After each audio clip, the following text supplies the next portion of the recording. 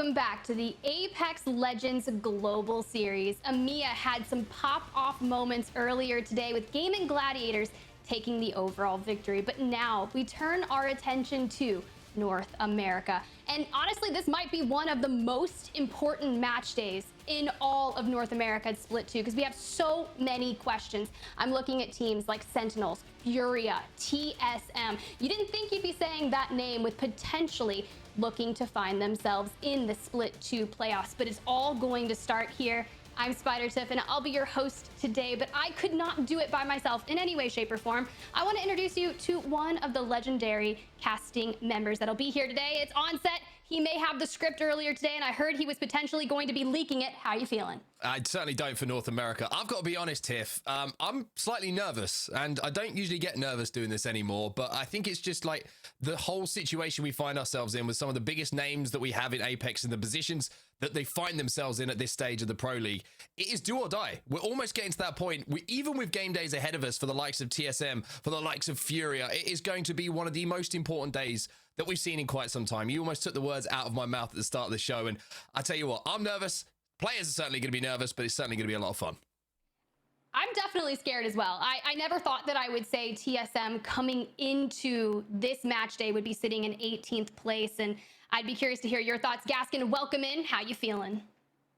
Feeling good as always. We get the EMEA shift over to North America. We get to see an entirely different kind of selection of legends. We're going to see composition differences. We're going to see meta differences. It seems like these regions just don't add up, but North America always entertains, always provides some of the best action you're ever going to see here on Play Apex. So I can't wait, Tiff. It's going to be incredible as always. Ooh, you kind of queued me up for my next thought, right? We kind of wanted to bunker down, talk about what we've seen thus far in Split 2 and this season 16 so far. And I was doing a little bit of math. I was perusing Apex Legends status, and I was like, dude, Gassian, is this for real? Did no one pick Cat, Seer, Valk as a legend composition in Split 1? They did not. I mean, I think the main changes that we saw coming into Split 2 was, of course, one of the biggest meta shifts when we saw all the legend passives being changed. And the fact that Catalyst can hit that ring console means that she is one of the most important characters to be used. I mean, yeah, okay, we've seen a bit of Rampart as well, but one of the only viable controller legends. We have seen a little bit of Watson Shaw. But because that ring console is so important, the beacon information is so huge, you kind of have to have one of those controllers in your composition. I know there's a few that are straying away from that hero there, but that's why we're seeing so much Cat now. Compare that and add that with Seer. And of course, the ultimate, the wall hacks come in. It just is a wombo combo that is just crazy. And it seems like people finally found it out that it was going to be nuts. And that's why we now see an amazing amount of selection. It's true. In one circle earlier today in the EMEA region, I think I saw 3 Dark Veils go down in that endgame circle, and you start seeing the exhibits pop up, and it's just an all-out chaoticness. For Split 2, 46% Cat, Seer, Valk. That is the pick rate. So far, it has been picked 223 times. So for a legend, Seer, being nerfed a little bit, seems rather supreme on set. Yeah, I'm still waiting for the Giga Chad comp to come through, and that, of course, is going to be Rampart, Fuse, and Mirage. If anyone runs that, by the way, I am predicting you to win everything forever. It's as simple as that, because that is the ultimate counter pick, even though it is ridiculous to run it in a competitive lobby. But I think, you know, you're looking at legend composition. I still think today, even though we are seeing, I would say, a more established composition in North America than we have previously, among the teams, there's kind of consensus about what people want to run. We're also going to see some teams going back to comfort picks because they haven't had the success so far and maybe haven't got a handle on how these legends interact with each other, and they're just not comfortable with the personality, with the playstyle, whatever it might be. So I think we're also going to see some teams reverting to what's brought them success before. Ooh, well, I mean, you mentioned comfort picks, so I'd be curious to hear, what do you think we're going to be seeing? I know Hal at one point during scrims was breaking out Wraith on World's Edge. You're kind of seeing them back on Horizon. Any others in particular that you're thinking of? I think we might see a little bit more Bangalore coming in on Storm Point for some teams. Again, they kind of seem to be a slight veer away from it for whatever reason, but I can see Bangalore certainly coming back into the fore. But I think that's the big one, right? The story is coming into today, a lot of eyes are going to be on TSM, understandably, because they have been nothing short of disappointing. I'm sure if you asked all 3 members plus their coach, Raven, they would say it's not been good enough. And quite simply, it hasn't been good enough so far from them. So going back to a comfort pick where they feel like they can play the way they want to play as players, as well as the way they interact with each other in team fights, I think is a smart thing to do, because something has to change, and it has to change now for them. Well, I think there's a lot of other teams as well that we could kind of start to ask that question of. And I'm looking at you, Gaskin. Teams like Furia, Luminosity, Oxygen Esports. These are teams that also finding themselves in the same boat as TSM right now. Yeah, but I think that some of the names you've mentioned there have had better game weeks than TSM, to be quite frank. Like, we've seen a little bit more of positive lights from them at times, and even though they may be in similar positions where they're still kind of scraping around those playoff spots, TSM haven't shown what they're made of. At times, Furia have been at what is close to their peak. At times, Luminosity have showed what they're capable of on the likes of Stormpoint as well, but we've not seen TSM even really close to where they should be, and that's why there's so many kind of question marks around them right now, and it is tough because they were Split 1 playoff champions, right? They are one of the best teams, if not the best team in the world, so kind of what's gone wrong? Will they find their form? I think that's what we're looking at today. I think that is going to be a very valid question that I would love to see answered here today. But let's cut on over to the regular series standings. Thus far, you can see FaZe at the top. A lot of people probably didn't expect that, but Snipe Down, Phony, Frex, that team has been so dominating. It's been really exciting to see Dark Zero as well, but it's rather close on set. It's close, and I think it's right that we kind of get the doom and gloom out of the way and we kind of focus on what's happening at the top as well, because FaZe have been absolutely outstanding. What a turnaround it's been for that organization. Obviously, completely different look team with Snipe Down still there, but they've been phenomenal. I had my eyes on Optic. I picked them as one of my teams to watch. I think it was the last game day that I was commentating, and they had a great day, and I think that their consistency is something certainly that's starting to shine through as well, with Dropped really being able to navigate through some of these difficult end zones. Dark Zero been superb as well. I think they've quietly gone about their business. Exit, understandably one of the best teams in the world as well. I think they've got an extra game day on some of the teams around them as well. So Exit going to be in the lobby today, and I'm sure they're going to be looking to consistently perform in the way they have so far this split. I love that you highlight that because XSET only has 2 game days played and they're within the top 5. So you kind of begged the question. Here's the point, Gaskin. BBB, TSM, both down there alongside Furia, kind of in that mid pack. Now, granted, they're still in the top 20, which will get them an entrance to the regional finals. But if you want to solidify yourself and kind of secure that split 2 playoffs bid, you need to do better. And here is that stepping. It needs to happen today. And I look at BBB and TSM right next to each other and I'm like, bro, will we get the contest at the wall on Stormpoint? Like, do you do that? I mean, sometimes you're forced to. Sometimes you can't really back down from a POI, because if you do, where do you go? It's not as simple as just finding another home. Most areas are taken, and that's why there's going to be usually one contest here or there. And these teams are so practiced on these POIs and their rotations from it, you can't really afford to back down as well. So we may well see that contest. Sure, you can kind of split wall to an extent, but it's not fun to split whatsoever. There just isn't enough loot. Maybe you can take the room down below next to the man cannon, but even so, it's going to be a tough fight, and it really could dictate who gets into playoffs out of the 2 of them.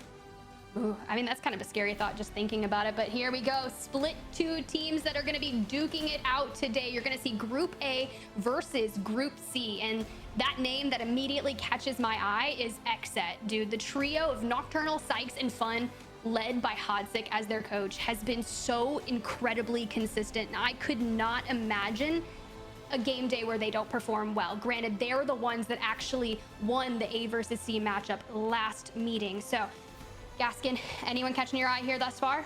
I think that Mark's quite right to point out FaZe. We have to talk about XSET and just how well they've been performing, especially when they played previously in groups A versus C. They were able to top that.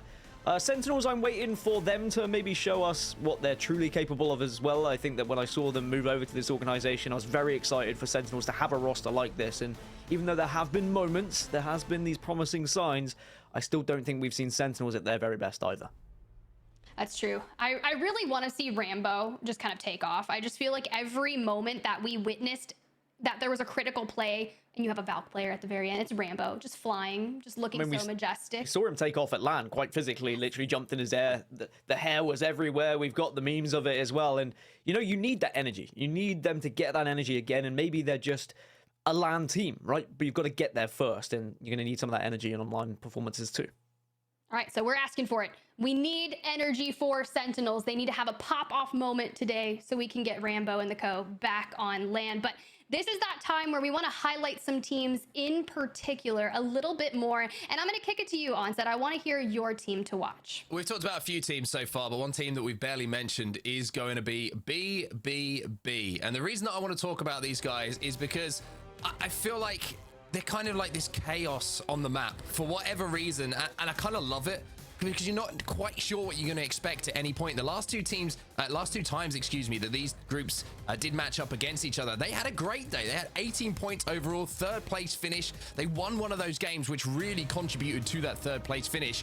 But then you have the chaos of what happened in the next game day. It was a little bit of a mess. They were a little bit all over the place, and they only one game, I think, they placed inside of the top 14. So every game they really did struggle to even play Apex Legends, to be honest with you. They really didn't have too much success. But I think that Zach is very underrated as an IGL, not just a player himself. I think he's a very aggressive IGL, and I think sometimes his best calls are the ones where he's backed up immediately by his two teammates. And I think if they do that today, and I think if Zach calls with confidence and they follow through on those calls, they're always going to pick up points, because they have great fighting capabilities. They have a good Zach has a great ability to put them into good positions.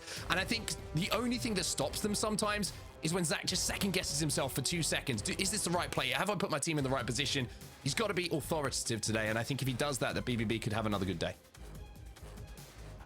Yeah, I'd agree. And I think that if I move across to a team that I want to watch, I like to focus on teams that won the last time these two groups. I always choose the easiest one to focus on, right? Because if you're looking at A versus C, it was all about XZ. They dominated the last time these two groups were facing up against each other. 76 points, 2 victories, 1 victory on both World's Edge and Storm Point, which I think is one of the key factors in any groups that we have, because you've got to be able to display that you can do it on both of them. But we've heard it from Hodzik, right? They want to be considered the best team in the world, or one of the best teams in the world, and maybe they had been overlooked for too long, or they felt like they had been overlooked for too long. But maybe we need to start finally calling them one of the best teams in the world, especially with the kind of macro decisions that we're seeing, the rotations that are being called, the zones that we're seeing played.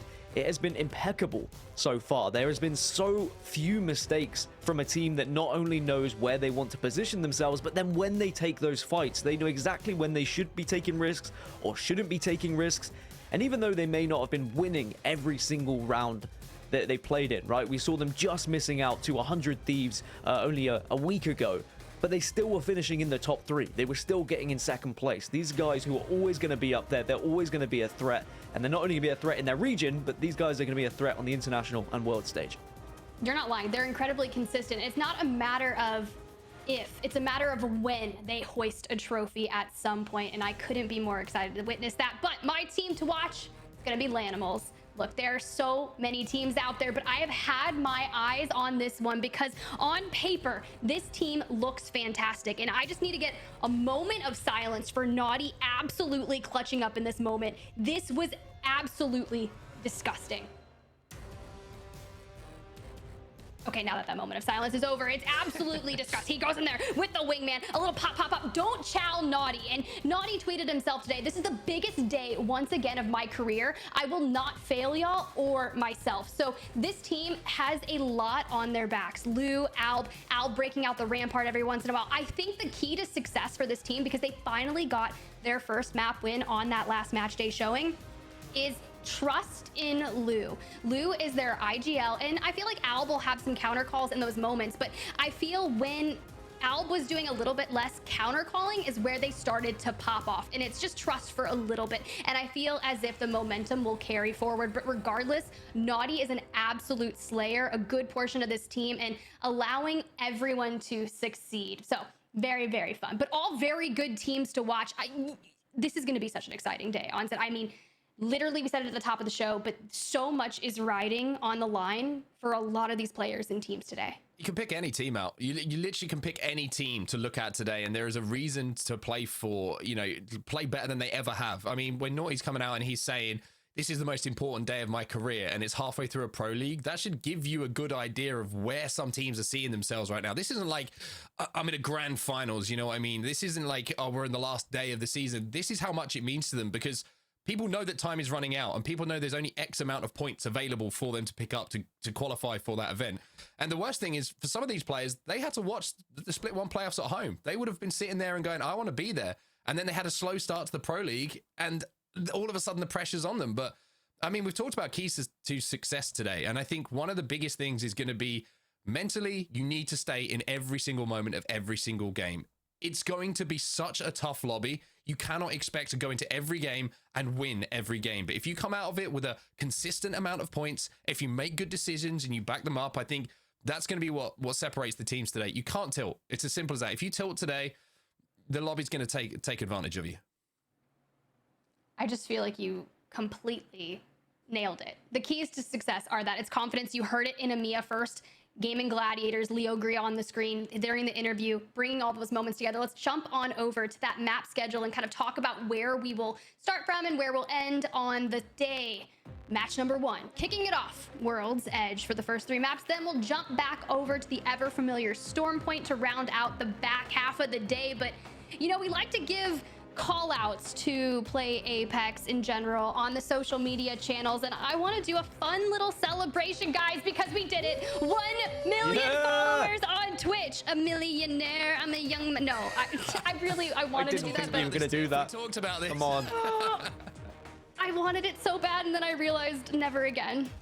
Never again will I do something of that nature. But guys, oh my gosh, Gaskin, I just saw your face. You were just like, no. You did it in rehearsal. I was like, oh, it's fine. She won't do it when it's live. She's not going to embarrass all 3 of us, is she? But then you just go and do it. But I tell you what, it sounded better live than it did in rehearsal, so I'll give you that. I'll give you that. And I'll also let you guys take the reign now. Go send it. We got map one underway of an ever daunting match series. Good luck, guys. This is going to be a stressful 6 games for these teams, Dan, and I've got to be honest, I am genuinely feeling nervous about these games. We want to make sure we get these calls on point. That's how I feel about it, because every single point today is going to matter more than ever, and I'm sure as the story continues, as we wind our way through the weeks, this is the week that a lot of these teams are going to look back on and think, what if? Or they're going to look back and think, this was the week where all of our fortunes changed. You can already see we're live in the lobby. Everyone's got their feet on the floor. I'm going to see Dropping Gaming having a little bit of a contest here over at Dome. Yeah, so Dome is where we're going to see a potential early fight, and the circle is also heading down towards Dome. So maybe both of these teams might just say, all right, we don't need to have a scrap here, guys. We could probably coexist, and we could just wait for other teams to arrive, and we can work on them together, and we might all be able to get some good amount of points. But no, screw that. We're actually just going to fight. We're not friendly whatsoever. Yeah, this is just going to be a little bit of dominance being established by one of these teams. However, that door is all of a sudden opening at just the wrong time, but somehow Sleepy Panda is holding off everyone for now. But Team Diverge now start to fall on their backs a little bit, and it looks like DIG should be able to come out on top. They will just about... Actually, excuse me, it's been turned on at the back. It's DIG, excuse me, who do actually win that first fight. So the POI over at Dome, not usually one that we see contested, I would say, Dan. And LG have heard this going down. They might have prepared for this one a little bit, and they're coming over from launch site, and they think, free KP! Well, also, because of where this ring is going, they've got the ring information, and everyone's going to be heading down towards Dome anyway. Oxygen are also in the vicinity. They're going to be in the area. Everyone is going to be heading here and rotating quickly, because this is a circle that pulls very much to the southeast, all the way down here to Dome, so everyone wants these buildings. Or you can play these eggshells, where Oxygen are playing. We saw a very similar circle earlier on in the EMEA region, and actually where Oxygen are right now was one of the best places to play. Of course, the circle can slightly move maybe a little bit more east, and if it does, then Oxygen might struggle. But we're going to see a lot of early rotates from all the teams that are in the southern side. Now, we've got to keep our eyes on the overall leaderboards today, as well as obviously what's happening in front of us. And we were talking beforehand about how zones are going to have such an influence on this lobby. We know that where the zone's going is a huge part of Apex Legends. We know that teams are going to be happy if they see the zone coming their way. But for the teams who are in that chasing pack, we mentioned the likes of Furia, the likes of Sentinels, TSM, where that zone goes, if you have an opportunity to have priority to get into a good position on that zone, it's not like, oh, cool, we've got zone in this week. It's we need to come out of this with double-digit points at an absolute minimum. And you talk about teams moving, and you talk about some of the teams to watch. TSM did move very quickly. You can see they're on the southeast side of launch site. They've already made their way, and they will be hunkering down, and they will be staying there for quite some time, it would seem. I don't think they're going to be brave enough to try and commit to Dome, and they also might not be confident it is going to Dome. It depends really on how much information they had, because if they only had a survey beacon to work with, they can only go off the player information rather so than the actual ring information. But just look at everyone arriving. Meat are now coming down. LAN are coming down as well. Native are trying to make their way over. There's going to be a lot of fights happening around launch site and just the areas of Lava Siphon as people try and transition from north to south. Going to be a very, very tough circle for Exet. But one thing I've always been impressed with, I think, and one of the standout things that's actually overlooked a little bit about how Exet have performed so far this split is wherever the zone is, Exet managed to accumulate points.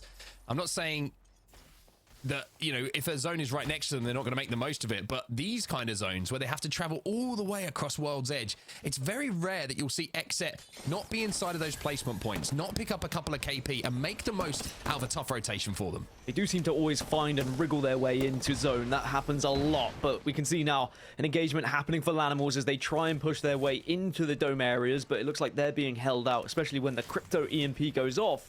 That usually is a sign for you to retreat, because there are going to be a lot of teams that are going to have eyes on after you see that drone go off. Gives you so much information, but there's what, 1, 2, 3, 4, there's like about 7 teams that are outside of that zone 2. So there's been so many early movers, for good reason as well. One of those circles that is a little bit more predictable. But now it's about holding these areas. Wherever you have chosen to try and actually reside for the next, 5 minutes of play, you need to be brave. Well, here's Team Inters. They're having a fight inside of this tunnel at the moment, and one player has already fallen on his back. It's all up to Jet now. He's going to have to channel a little bit of the Beatles if he wants to get this one done, but it's not going to happen, and Team Inters will be eliminated. They will fall. However, Lanimals, they hear all this fighting going down, and with so many teams coexisting at the moment, you know there's going to be third-party opportunities, and I love the fact that Lanimals transitioned into this third party. They were holding down that awkward area outside of this the Vault Tunnel, and now they managed to get into a position to call their own, hold all of this space down, and also with how quickly they rotated down, getting this loot is massive for them too. Just another EMP that's going to pee them off a little bit, but certainly teams have moved very quickly. I mean, we see no one in Lava Siphon right now, but it looks like Meat Lovers, they fancy a little bit of this. Everyone's getting aggressive today. Maggie Ball's going to go in as well, but that's not really going to do too much for them. They wanted to try and put the pressure down. And Meat Lovers, who have had a great split so far in the Pro League. I saw Tech did a little Q&A, and he was saying this is probably one of the highlights of my career so far, but it's not looking too good for them now, because the man who said this is one of the most important days of my career so far is absolutely taking them apart. It's going to be Naughty who gets that entry damage. Lou cleans everything up. Sheila says, good evening, I'm still in this game as well for Albrelelli, and it's going to be Lanimals who destroy Meat and put them straight through the grinder. Tell you what, when Sheila starts to sing, it is beautiful, as the Lanimals will hold on to this area down by the vault, and now they can start thinking about moving up to Dome. What I was previously saying is no one had actually taken any of the buildings in Lava Siphon. Everyone is committing to the far southeast. No one's just playing it safe and say, okay, maybe we can gatekeep, maybe we can play on the edge. Everyone's going for the ideal spot right now. People want wins. People don't just want an average game. And that's what we were talking about in the pre-show. People need wins. People need points, because suddenly you might find yourself too far behind when you get into match day 6, match day 7, and it can very quickly disappear in front of you, and then your chances of playoffs go down to the regional finals, where you'd have to win on match point or get into those, you know, top 9 positions from points previously. It is not easy to do that when you have to rely on that last one. Complexity holding down this high ground, overlooking. The guys are just outside of Lava Siphon at the moment. The 2 times on the charge rifle, not exactly what you want, but it'll certainly do a job for you for a Luda hit. And Complexity now make their move towards the Dome as well. It's not going to be an easy rotation for them whatsoever. They've got Native near them. Meat Lovers still have 1 player alive, though. I didn't even notice that Funk had managed to get, Funk had actually managed to get out of that position. And not only that, he's come back in, he's picked up a couple of banners, and he might be able to just about have the time to find a respawn beacon and maybe get his teammates back into the game. With everybody already in Dome, this side of the match pretty quiet at the moment. He might be able to escape. Again, another one of the benefits of having a Wraith. I mean, we talk about compositions and we talk about the advantages. A Wraith being able to get in and out, still very important. The fact that she can go into the void. Complexity are going to take one of these smaller domes just on the edge.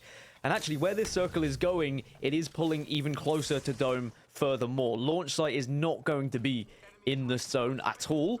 So the likes of TSM, who are setting on the southeast of launch site, are going to have to move. Not immediately, of course, because we have Zone 3 information. But once Zone 2 starts to close and then Zone 3 is presented to them, they will very much know they're going to have to make a move. Very interesting to see Sentinels and Complexity kind of jousting on the outside of the dome at the moment. BBB, one of my teams to watch. Well, it looks like a 2v2 inside of this building. Zach Mazer, he's got the RE45 in his hands as well. Gonna make sure he pops a few shield cells before starting to get aggressive. There's a little bit of a shave of the shields. There's another one as well, and surely they got to push off the back of this. Chaotic is gonna get the knock. He's gonna get the second one as well, and BBB are running a train through this tunnel at the moment and should be able to get the clear wipe. They do indeed. Rise are eliminated, and again, the difference maker down. The RE45. If you can get that care package weapon, you feel so confident in those fights. Honestly, it is nuts. And of course, with the new changes to passives and the different kind of roles, you can now see what are in those care packages as well. So you can commit to them if you know an RE45 is there, and you can position yourself to say, all right, we will take a risk for this one because we know it's going to be worth it. It's not going to open and us be like, well, we don't really want a Hemlock, for example. If you know the RE45's in there, you better believe you are committing to that. I would certainly probably sell my team out to get an RE45, if I'm completely honest, because that gun is nuts. Yeah, I have. I've literally seen you do it. I'm like, let's rotate this way, and Dan's like, I'm going to get the RE45. I'm like, okay, No, you're like, Dan, where are you going? And I just don't tell anyone there's an RE45 there to make sure that I can grab it. But here is TSM. And the reason we want to talk about TSM, Mark, is we are seeing Imperial Hal on that horizon. It is not going to be maybe the catalyst that we're used to seeing for so many of these compositions. Hal wants to go to something that's a little bit more comfortable.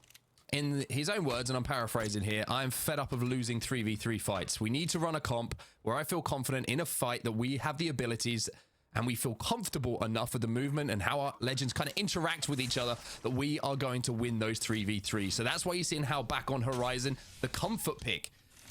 Something that he's extremely comfortable playing and knows how to get the most out of it. Of course, there's been the nerfs to the Q, but the legend's still very strong. It's just you have to work around the Q a little bit different these days, as XSET once again have done what XSET do. Crept their way in towards zone, haven't taken too much damage, but if you're looking across those armors, Dan, if a 3v3 breaks out, you got a gold, you got a couple of purples, they're certainly going to be in a position to fight for their lives. Just a final touch on the Horizon as well. In a 3v3 fight, I think it's so important, even with the nerfs, just to be able to take that high ground off of another team. It's another reason why Valkyrie is so important in 3v3s as well, to regain any high ground, to take that advantage, to be able to sometimes even get a bat off can be huge in those engagements. So I completely understand it, but then you lose certain aspects. Obviously, without having the cat on your team, A, you're not going to be able to get the ring console information, and B, in those final circles, you don't have the advantages of the Dark Veil. So it's going to be really interesting. We do have a lot of legend selection throughout this lobby today, by the way. We've got Mad Maggie, we've got Loba, we've got Rampart, Horizon, Bang, Watson, Crypto. I can keep going. We've got Wraith, Catalyst, Valkyrie, Seer. We have so much. Now, this is not what we saw typically in North America. It was more kind of similar in certain areas of these groups for North America. This looks like more like EMEA from what we're seeing in terms of variety. But as we have seen in previous weeks, we start maybe on matches 1 and 2 where people are experimenting a little bit, and then we get further into matches 3 onward. Teams start to then pick legend selection, which is maybe a little bit close to home. Well, it looks like XSET are trying to plan their next move, and Nocturnal has been almost flawless in some of his calls and the way he's navigated through traffic in these busy zones. 15 squads still remaining, by the way, with 1 minute and 15 seconds left on this zone close, and he's going to be tested once again here, as is Phony and as are FaZe in the way that they want to approach things. They've only just left a Lava Siphon. They are one of the last teams to approach where this zone is going to be going from the northern side of World's Edge. And this is going to be a really, really tough rotation for them to make here. I think all the teams who don't currently find themselves in Dome are going to have a tough time, because Dome is where the party's going to be for this final circle. We've got maybe about 6 teams that are already in Dome. Everyone else is going to have to fight just to get onto the edge. And that means you have a decision to make. Do we actually want to try and go for one of these risky plays and try and take one of these priority positions, or do we take some fights? Do we look to get some KP? Do we accept that this is an unwinnable game? It is a very tough decision to make as an IGL to say, guys, I don't think we can really win this game from this position. Let's just do our best to take fights, get some KP, and who knows, maybe a miracle will arrive afterwards. But we'll have to see what teams try and do who are on the edge, because we got 15 seconds and then this next circle's closing.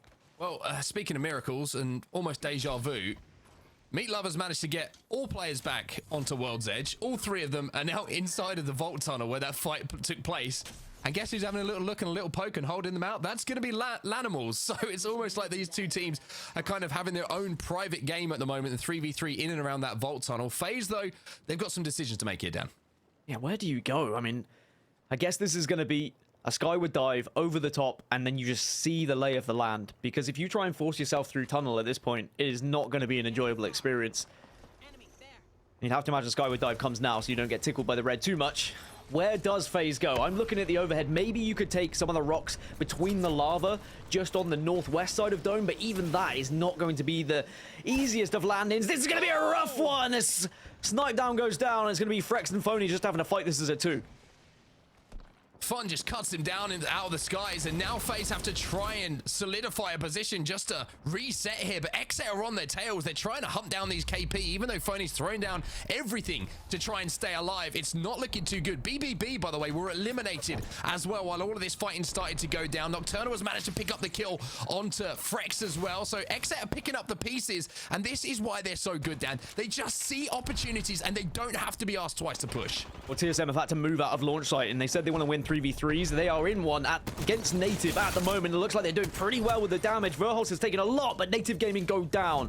So TSM win the first engagement on this composition that we were talking about, and it looks like they should be able to reset here.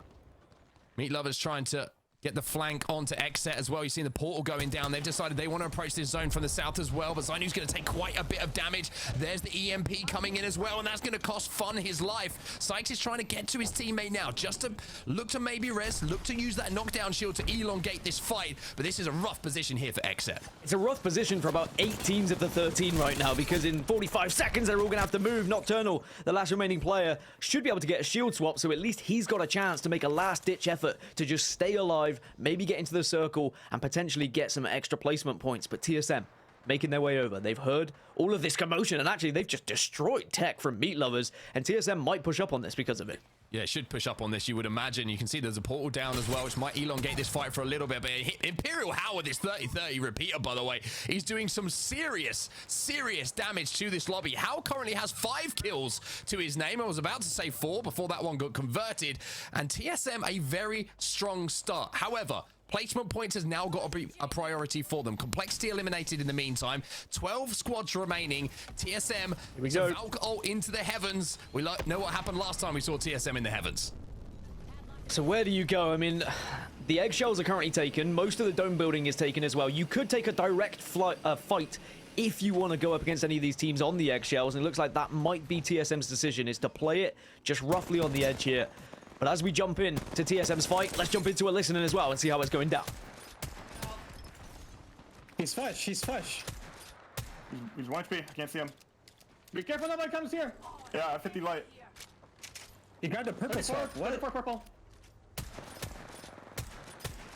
Can you guys hit a shot? Let's get over here. I think they're inside, I think they're inside. You vote how he kill us? They're inside. No, I need light before we fight. I need 30 bullets. Bro. I dropped T60, I have 120 double white. We need to clear out this south side. Yeah, I'm looking. Just wait. I don't even think anyone's over here. Just the team in the back behind the truck, that's it. I have no more cells, but...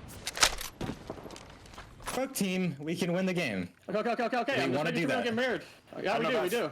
I have no bats. Here, I can drop you bats. I need cells. I have 0. I have 7. I'm dropping you 3. I don't know when the right time is to kill this team. They're in the buildings in front of us. I don't want to get mirrored either. But this is the winning play. We kill the truck team to win the game. Truck has charge. We have 30 seconds. I'm walking forward. We got 20 seconds. At 21, Evan, slow down. I only have to wait. We have to wait.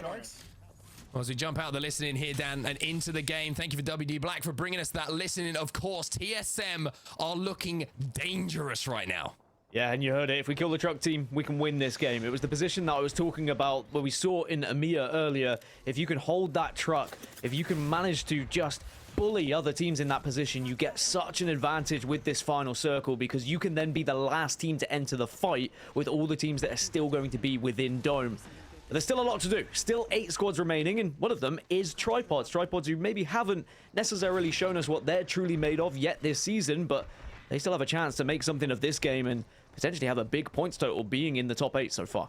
Yeah, still can have certainly a big say on the lobby. It's going to be Sentinels versus TSM. There's the black hole. There's Hal using that grav lift to get up into the skies and going to force out the Seer ult as well. So now you can see the Sentinels have used a lot of utility to hold off this push from TSM. Question is, does Rep still have the exhibit available? Does he have the Seer ultimate that he can throw down to force this fight now onto Sentinels? Also, you've always got the option of going over the Dark Veil with Hal being on Horizon. One of the benefits they are going to have about this composition, but they are just waiting this Dark Veil out right now. But they need to move soon because they are running out of space. So here we go. Sen, they're going to hold off. There is the exhibit that you were talking about, and the fight's going to ensue. Oh my goodness! Verhouse with the spray, and that's going to create all sorts of an opening, but he gets cut down as well. Couple of players getting traded aside, but it's looking like TSM will come out on top of this fight. TSM will get the reset. They will be safe for now. In the meantime, Fade's eliminated. Sentinels, like we just saw, eliminated as well. And Tripods, as we go back in towards Dome, taking a lot of damage up on those silos. So much damage, and that's probably the smallest Dark Veil I've ever seen as Tripods get eliminated. Quite ironic, really, as 4 squads now are going to be alive. LTC, one of those within Dome. You've also got Xenox and Crust. They're in a good position right now as Oxygen, who have been here from the very start, ever since that third party. But then on the outside, we know TSM, they won that fight on Truck, and this is what I was talking about. They can try and be the last team to enter. Ideally, in a circle like this, you'd probably want there to only be 3 teams. The fact there's 4 teams could go against TSM here. They might be focused if they get spotted of where they are.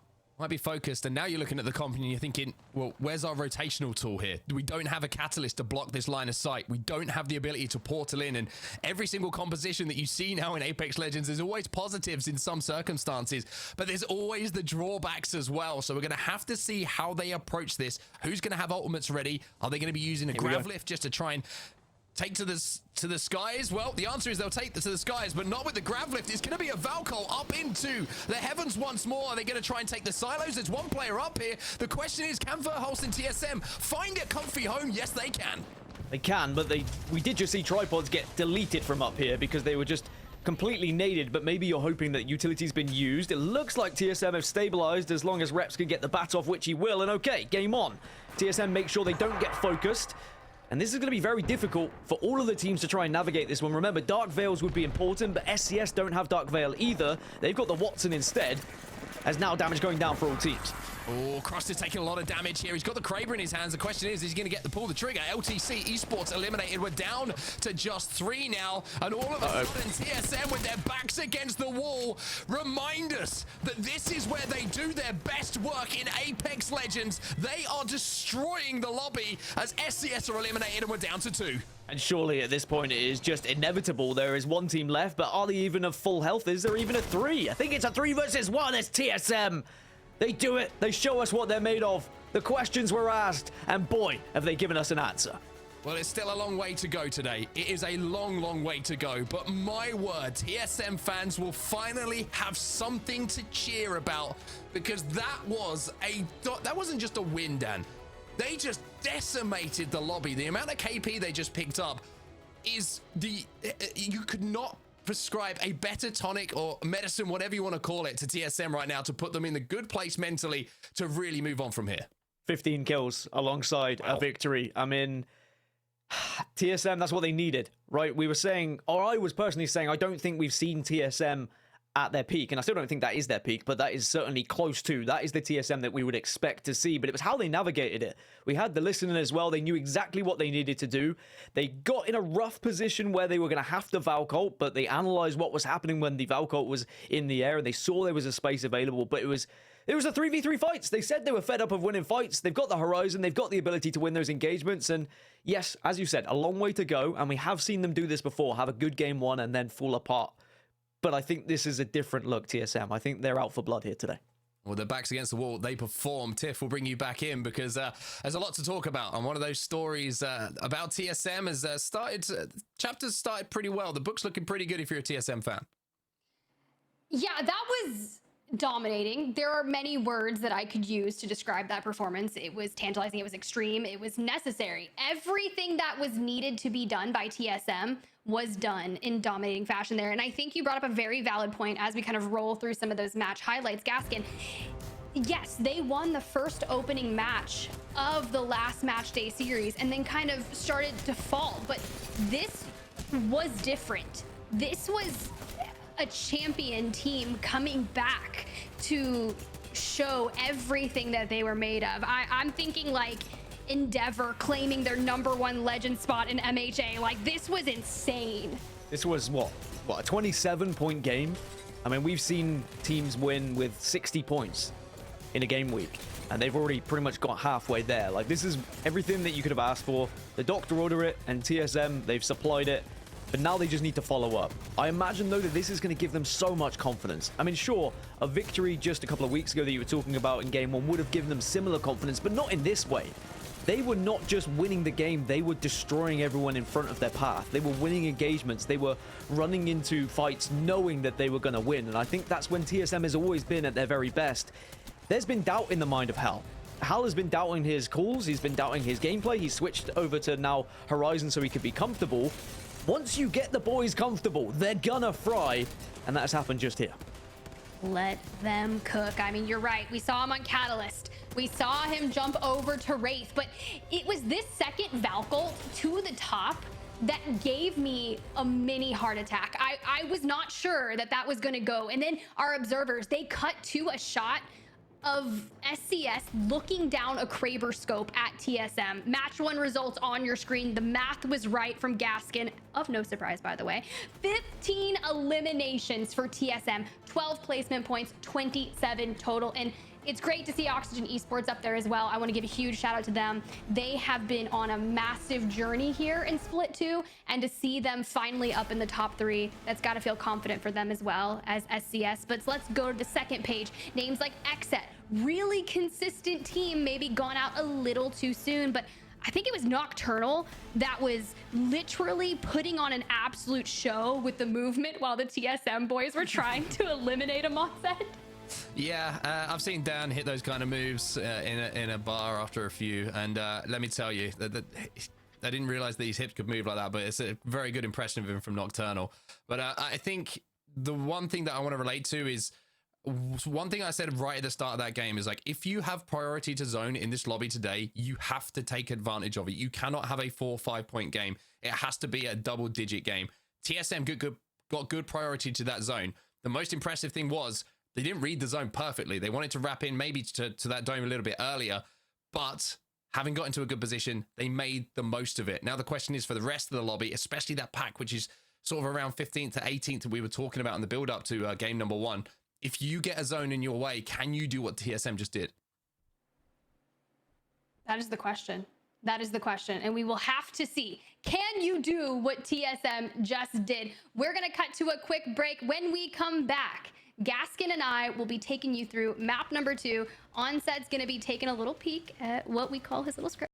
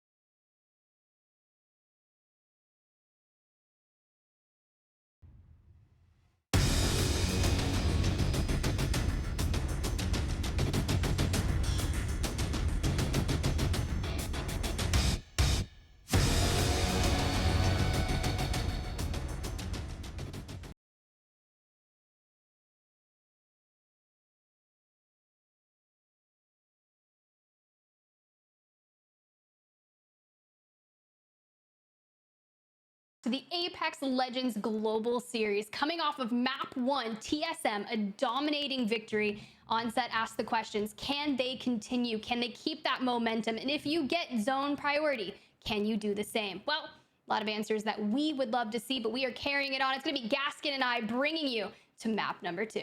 Very excited for this one, and again, the circle's going to make a huge difference. I mean, you saw Xset, they struggled, but they had one of the most treacherous journeys across World's Edge. It was never going to go well for them with how far they had to go from the northwest all the way to the southeast. One of the most difficult journeys they could have asked for, but I'm just so impressed, still taken aback from that TSM victory. This is what I was talking about right in the pre-show, Tiff. When you were mentioning the likes of Luminosity, the likes of Furia, we've seen them have like pretty good games, like close to their best, but we have not seen TSM do that so far this split. Finally, they seem to be comfortable, but now they need to find some consistency here. They need to take this momentum and make sure they can actually get some more points on the board and finish in the top 3, if not just win today, to make sure they have a good chance at playoffs. Yeah, thinking back to when we got to talk to Snipe Down on the broadcast, like this is going to circle back, I promise, while we get a good look at that center zone and some of those contests that are happening with Drop In Gaming, the contest at Dome. And look at this, Stomp is on the rooftop trying to get a cheeky LOS so they can eliminate the team that they are basically kind of perched on top of. JQ trying to hit a shield, but oh, when you get the piercing spikes that come through the door, there's nothing worse than that. I remember Drop In Gaming, they won this engagement previously, but then they were quickly joined by Luminosity and Oxygen. I don't think we're going to see teams moving that quickly this time because the zone is not heading down towards Dome, but Luminosity maybe will try and third it as Stomps is going to at least be able to assist and make sure Stunny can get the knock, but it looks like Drop In Gaming, again, should get the better of this one as long as they don't overcommit here. When you've managed to get a knock, heal back up. Use the fact you have the player advantage, just be patient, and you are going to win this fight. I think that's a very valid point, but if I'm Luminosity, I would go the distance to overextend. Oh, okay, I don't like the triple take, but if you're gonna hit for 87, go off. Now Drop In Gaming really wanting to capitalize and end this fight sooner rather than later so they can get the reset, but nothing like a little bit of melee 1-2 fist to end the deal. And Team Diverge out first here in map number 2. Here we go. Here's Luminosity again, just right on cue, exactly as they did previously. They've assessed this lobby, they've assessed where the contest is, and they said, look, we're in the area. We can just come in and get free KP every single time. This is so unfortunate that the fight went on that long for Drop In Gaming, and now Luminosity will take them out. It is exactly the same as the game before, but this time, we're not going to Dome. So now Luminosity are going to have the chance to loot up, be patient, and they can look to try and assess where their circle's going to go. They have a ring console as well, so all looking good for Luminosity. Where is the circle going? I hear you asking in your head, Tiff. You're saying, Dan, tell me. We're going to Lava Siphon and the surrounding areas, so TSM fans, you better thank Onset and his script, because it seems like he's trying to give TSM the best chance as possible today. TSM doubters in shambles right now. Let me just say that. The doubters are in shambles because they're sitting on a blue napkin, as Nice Wig would say. Shout out to the homie that's always doing watch parties alongside Greek and Clara at work. So I know she's wanting to see BBB find some success here tonight. But yeah, you get a look at that zone and you can see with the ring console being in Lava Siphon, granted, they're not running a controller legend to be able to get that information, but knowing the zone knowledge that that team has, they are immediately pushing kind of towards that northeastern side. Yeah, I'm trying to see whether TSM would have had access to a survey beacon to at least get info of where the players are, but it doesn't look like it. But there's a lot of coverage right now. It would be impossible to tell. But look at the congestion we're already seeing on the northeast side of Lava Siphon here. Everyone trying to take as much coverage of those buildings on the kind of hill house areas and surrounding to make sure that they can get in one of the priority positions. Playing early zone is so important in these lobbies. You heard Onset saying it. We saw how important it was in the previous game as well. There are going to be teams that struggle, but LAN, they're looking to try and get into engagement here. All I know is I just heard the Sheila and knew immediately that Albrelelli was just feasting. You could see 2 elims credited right there. 2 of the Sheila shots coming in from a distance. So Alb setting up that amped cover in the doorway. Really nicely done. And Lanimals was my team to watch. Naughty had said, this is the biggest day of my career. And maybe not the strongest performance in map number 1 that they wanted, but they're sitting in 4th with 11 points thus far, which is genuinely a good start. I think they're just one of those teams that everyone just kind of wants to see succeed. I mean, it was so strange not seeing the likes of Lou, for example, at the playoffs, and he actually joined us on the desk for a little bit, right? And I mean, some players you just feel like deserve to be on that big stage, but you've just got to use those opportunities that are in front of you and recognize that actually it can make you better. We heard the same thing from Snipedown, the fact that he wasn't playing, and it managed just to give him that fire in his belly once more. And I really do love this Lanimal side, and great to see Albrelelli on a team that can perform as well. But we'll have to see whether they can do something from this position. They're going to be very comfortable from the ring information that we've been seeing. And these kind of buildings where everyone is occupying, you're going to be able to stay there for the majority of this game. But then as the circle gets smaller, that's when you're going to start to have to move.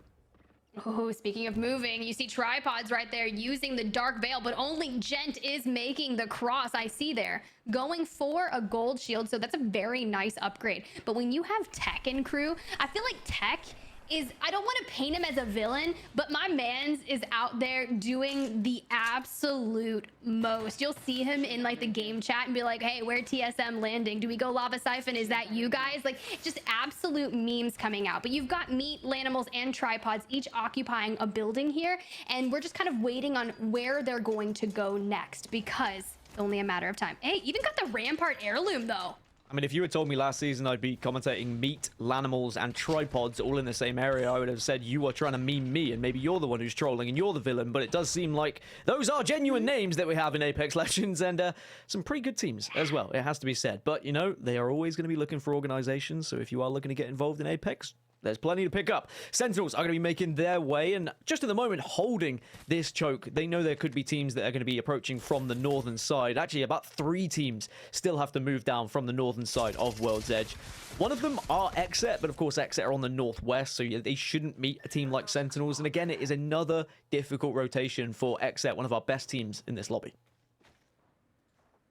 Just a matter of time. We've seen teams play this chokehold, in particular EMEA earlier. It was going to be Jay Ling's, but a rather different story. Sentinels double blue and that gold shield on RKN.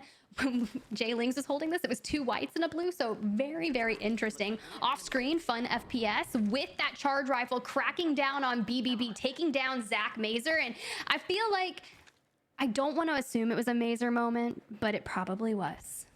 And I feel like we should get more Mazer moments. We should make a documentary on Mazer moments, and it would be something that I would just constantly watch back throughout the rest of my life. But Exet, I can see the map overhead, and Exet are making their way and may actually be going up against Zach Mazer, because there is a fight that's going to happen at staging, or could happen at staging, if teams know that others are there. Do Exet have any idea? Yes, Exet do have an idea, and they're going to try and do some damage here already.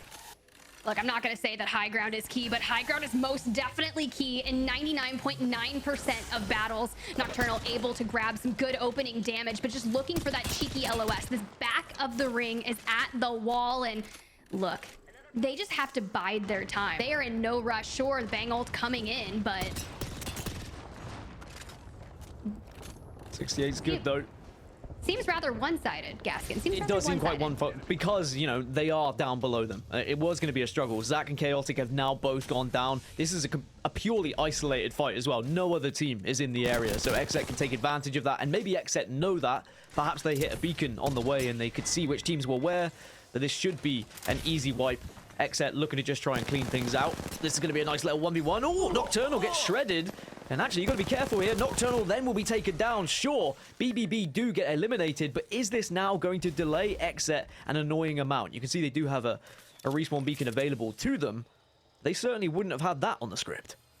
Luckily, you did mention it, a very isolated 3v3 here, and the respawn beacon is within grasp. So very easy to reset. They've got 45 seconds left on the clock, so they can get Nocturnal back in, let him loot, and then they can carry on their momentum. But yes, this will delay that rotation, and a lot of people are going to know that immediately someone was rezzing here to keep a line of sight towards Harvester for maybe understanding, hey, look for a team to rotate in here. Who rotates on that side? Teams are very good at memorizing rotational patterns of who potentially will be that team coming from that side, so I wouldn't be surprised. Meanwhile, Furia, gotta craft up those Evo shields. I mean, I think I was watching scrims and Furia hadn't even taken a fight and they were sitting on triple red at one point. And I don't remember who they engaged with after. They're just like, how the heck does Furia have triple red on their first engagement? Well, crafting, you know, on their rotation, maybe you hit 1 or 2 crafters and then next thing you know, you're on red. You got spiders on Storm Point. This is World's Edge. You're not going to have that, but still crafting, very important. Yeah, they seem to have an idea of how they want to play everything, and they're going to be opposite to Xset in terms of their rotation. They're going to be the only team that's on this east side. Well, actually, I say that.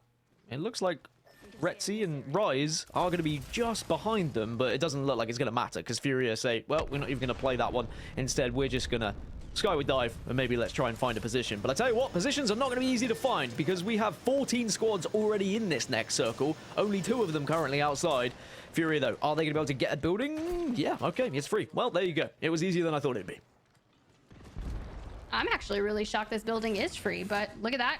Cat doing what Cat does best, reinforcing the doors, throwing down the piercing spikes. We get this nice free cam shot. Furia on your left side. Oxygen Esports opening up space there on the right. TSM still controlling the major building there in Lava Siphon. Granted, that is their drop spot POI, and I just feel as if you couldn't write a better story. And Onset, map number 1, asking, hey, if you get zone prio, can you do what TSM did? Well, TSM now has zone prio. Can they do it again? Yeah, even more priority than the one they had before, right? And I think he said it before, he said it best. They didn't even predict it perfectly, and they actually had to fight so hard, which made that first game even more impressive for them. But there are so many teams that were able to move quickly to this area, so a lot of the positions, it's really going to come down to where this zone pulls. I mean, Senox and the boys are over on the Hill House, which is sometimes arguably one of the best positions if we see a heavy shift to the northeast side of this circle, but also that choke point that is a little bit further north. Teams are going to sit there because then they've got the high ground over any of the teams that are on the building. But there is a lot of fighting to be had. Because we've got so many teams within this next circle, it's going to be a slow burner. But when we get really forced together, when we start to see the circle go into round 5, teams are going to have to take engagements, and third parties are going to be on the horizon. Ooh, third parties on the horizon. Well, let's talk about a little snipe down sniper action. There's nothing more scary than someone somewhere having a Kraber in a pro match just looming down the sights and you have no idea that you're being looked at. But a nice 140 damage though. It's going to help to really level up these Evo shields. You want to make sure at least purple for that end game. And I wouldn't imagine that team's going to be dancing around on the outskirts. I would surely not pick a Kraber again, but if you're going to be playing Snake, this is not a bad area to hold. You got to think Xset. They're the team that was coming out of that area of the map. It's likely that they're the team in Harvester trying to craft up their shields, maybe get some resources like bats for endgame, and Snipe Down is just getting free shots. I mean, there's having a Kraber on the map and it being scary, and there's having a Kraber in Eric Roda's hands. I've seen this man hold snipers for the last 15 years across several different video games, and he hits his shots, but Xset looking like maybe they want to take this fight. So, Snipe Down, can you hit your shots when it matters? That's going to be the real question, as Xset are still going in, and they want this fight here and now. Oh, there goes the Seer exhibit now, just looking for a line of sight. Dark Veil out so they can kind of position forward. That's going to be great for FaZe to utilize that to cut off Xset. Now you can see Sykes just looking to reposition. Checking their back, making sure they're not going to get thirded. I like that. Yeah, I like it. I really like it, and I want to know what they have to say about it. Let's jump into a listening presented by WD Black. Yep. Wall's going to go down in a second. Get ready. Yep. 10 seconds. 15. It's gone. 10 seconds in Look scan. for right. At the truck, right. at the truck. I don't see anyone on the truck. He's on it, he's on it. But he's not there anymore. I have smoking 7. Smoking 7. Get ready. Did they run? One thing. Here. They're behind knockdown. Shoot Okay. Where's the rest? I'm signed up. Base is dead. They're all dead. Fucking Lamau, nice. bro.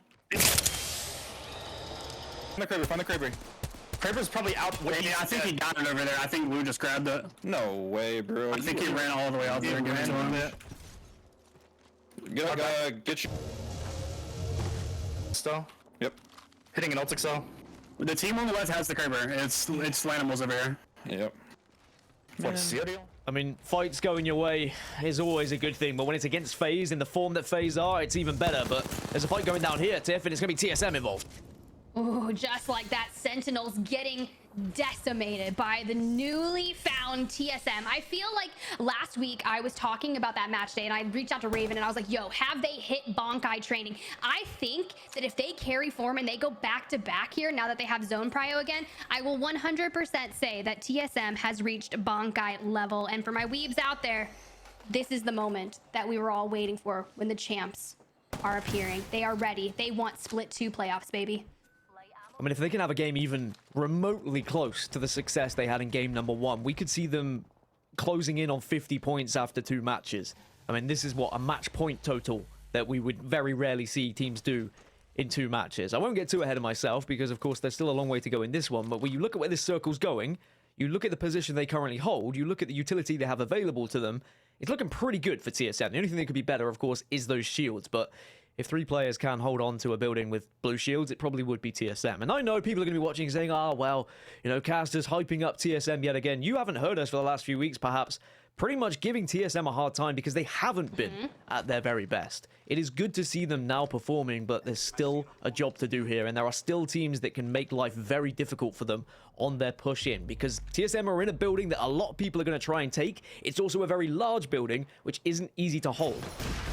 The higher you are, the harder you fall. But Meat looking to throw some people in the grinder. Funk and Zainu, last alive tech already down. They've got the knock on to Gent. This is going to be against tripods. They want to solidify this over and out. And just like that, tripods are eliminated, but not before a new team makes their way in. Lanables want a piece of this, and Lou grabs a knock on to Zainu. Very reactory, and this is what they needed. Naughty and Co performing so incredibly well. They should be able to get the reset off on this. And I think that's one of my funnest places to get resets in, is the little bathroom inside of some of these buildings, bro. You can just get out of LOS, nothing. Just don't mind us hiding in the bathroom for a little reset. Well, this is a risky one. Oh, gonna leave the man behind. Lou says, hey guys, wait up, I didn't manage to cling on. You talk about bathroom, well, no Klingons here, as now Lanimals will dive on in. Just the 2 of them, Albreleli and Naughty, trying to find a spot. But as we said, there is a lot of residence that has been taken, and they're just gonna run into other teams. Lanimals looks like they might be down and out here. I'm not gonna lie, Valkolts are such a coin flip, and that is not one that's gonna pay off. How Naughty is alive right now, I have no idea, but dropping to the low ground, it's okay because no one's really gonna wanna give up height. There's only, I believe, 1 Horizon in the lobby, and that's gonna be on TSM. They would have that grab lift to get back up immediately, but Alb looking to reunite with Naughty takes a lot of damage. But let's check this out. Lava Siphon, TSM, they must defend their home. Have to defend, and also are going to have to move as well. Black Hole does go down. TSM able to reset, but they've got 1 minute before they have to move north. Xset are actually in one of the primary positions right now, and considering how far they had to come across the map, you can see how big it was that they won that engagement against FaZe earlier on. But TSM are having to think, how do we get over to this northern side? We saw them make an incredible skyward dive in game number 1. Maybe they'll go for something similar. Maybe they'll try and fight their way across here. But with so many teams, still 11 squads left, there is a lot of eyes, a lot of guns. That's potentially a lot of bullets that you have to avoid. Lots of bullets to avoid. And I just realized there's actually 2 Horizons in the lobby, as Yanya, Luminosity also electing to throw in Horizon into the mix. And this is what you need. I'd be curious to hear what TSM's thoughts are sounding like. So let's jump into a listen-in with TSM and how they're going to approach this rotation. Yeah, I know, but can we Valkyrie on Evan's side? Can we do it on you, Evan, or no? Maybe like right here where I'm at. Right here where I'm at. Right here where I'm at. Right here where I'm at. Heal, heal, heal. We're gonna have to go soon. Ready? Popping it. We just saw. How many's on the crane? We gotta check this on the crane. I saw 1 on the crane at least. We might land on the crane, I think. We could go top bridge, maybe as well. I think we go crane. I think we go crane. I'm going crane. I'm going crane. Yeah, I'm going crane. There's a full team up here. I'm dead. I'm dead. Play my knock. Play my knock. Play my knock. You win this. You win this. Play my knockdown. Steer on height. Told you. No, man. What? Why did you land in front of them, Jordan? Like you. Wow, I feel like I just witnessed deja vu. We saw Lanimals take that same Valkyrie looking for the crane placement, and even with Rep saying you win this, unfortunately it wasn't enough. But Forever Free Agent on your screen, Shuby with a rammed up Rampage, and just like that, SCS going to be eliminated. 7 squads remaining, and it's honestly so good to see Reptar on a Pro League team, Gaskin. It's great to have him back, as We just saw, what, half the teams in the lobby just get all eliminated. Luminosity have just gone down as well. So we're down to just 6. Exet still alive. As I say, that fun on the most slithers of slithering of Slytherin. He needs to stay alive. Will just about get the bat off. And Exet somehow are still alive. Exet have been griefed so much up here. 2 teams have tried to drop on them. They got the smoke down, which probably put TSM off on the landing. TSM maybe thought it was free because of that smoke. But Exet have just been able to do it. Also, the gold shield is huge because Sykes goes back up. 6 squads remaining in Exet. They have, what, 7 kills as well? This is pretty good for them. 12 kills. I mean, look, this is a banger game for Exet. That gold knockdown is literally keeping them alive up here. We hear the drone in the distance, and the first thing I was thinking of was tech, but it's actually going to be Sang from LTC Esports still in it. McLovin and co holding down the fort in the building. Furia still alive on the right side of your screen. Forever free agent, the new MLS. Luxverdi no longer a part of that team. We kind of gave a little shout out. Reptar now joining that squad in the mix as well. And Exet on high ground. 12 kills for Exet at the moment, and still plenty more available if they can play this correctly. The fact they've been able to reset is terrifying for the rest of the lobby with how they've been fighting, with how successfully they just held any team that landed on the crane. And with how TSM wanted that crane, you better believe that this is a good position to have. You can see now there is a team below Exet here. Whether Exet decide to drop on this squad would be a different matter. There's going to be Watson fences that go down. Circle is coming towards them. So Exet, they've just got to be patient for now. Let the other teams just kind of force themselves into the open, and then Exet should be able to pick up kills. Hear me out. Nocturnal on Bang is going to have to use those smokes. They need to deal a lot of damage, deal the smokes to cut off LOS, and then jump down in the right line of sight. And granted, there's a Dark Veil already out for the teams below, utilizing their resources to get rid of the Jenny, grabbing another Elim to the mix, and Native Gaming bullet on the Rampart Gaskin. Sheila's singing her song as just destroyed through the Dark Veil. Exet managed to reposition, but can they reset? Can they win this engagement? R9 doesn't do the job. Fun and Nocturnal are still alive, though. 5 squads still remain, but Exet are forcing their way in. Smoke to the face. 4 squads down. Nocturnal, what in the world was that, you little demon? That was disgusting, but LTC Esports and an RE45 in the hands of Danman. This could be everything that they need. Of course, I'm just gonna curse them. Taking to the skies. Can McLovin clutch this? You've got Complexity on high ground. This is what they need. Everyone was asking. A good day for Complexity. And Luda, a sliver of health, drop down from high ground and take your map to... That final circle was nuts. That was so difficult to try and follow with what just happened because everyone was forced into the open at the same time. There was a Sheila shooting through the Dark Veil. Nocturnal was just firing smokes at people's faces. I don't really know what was going on, but somehow Complexity ended up on high ground. And then at that point, it was pretty easy, let's be honest, once they just watched all the ants below just get burnt in front of them. But an incredible game. I mean, the amount of kills Exet just got, by the way, was mental.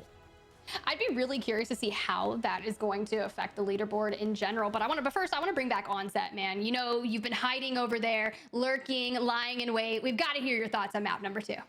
Wow, Exet, what a performance that is. I mean, a tough zone for them to get to again, but get there they did. And the way they held down that crane, and I think Dan pointed out a really good thing that was important to them being able to reset so many times, having been challenged on that height, was the gold knockdown. Being able to res people at half shields, it just allows you, even if you're the player who's resing taking damage, to then heal yourself because that player can shoot for you. So Exet reset, it felt like it was 2 or 3 times up on that crane due to the knockdown shield. And I think the battle for that final kind of high ground, the ultimate high ground above the crane, I don't even know what you'd call that. It's kind of just hanging from nowhere, just it's a box in the middle of nowhere. It was Complexity who were there just before Exet. That was Exet's game plan, and unfortunately they couldn't take it. But I mean, Complexity clutch it out. Magic moments from Sheila at the end as well, firing through the Dark Veil. You can see why teams are using Rampart to try and combat the Catalyst walls. But I mean, again, just a crazy endgame. TSM, good placement points, but I think they'll be disappointed with the zone priority they had, not being able to convert to more points. But for Exet, again, just outstanding. It was really tough. I heard the comms from reps. It was like, you win this. And then all of a sudden, they didn't win it. And I was just like, oh, right to the gut, Gaskin. It's just when you put it that way, I mean, yeah, it makes it even harder on these guys because, I mean, they saw that the problem was with the rotation from TSM. They saw the smoke, they saw the crane.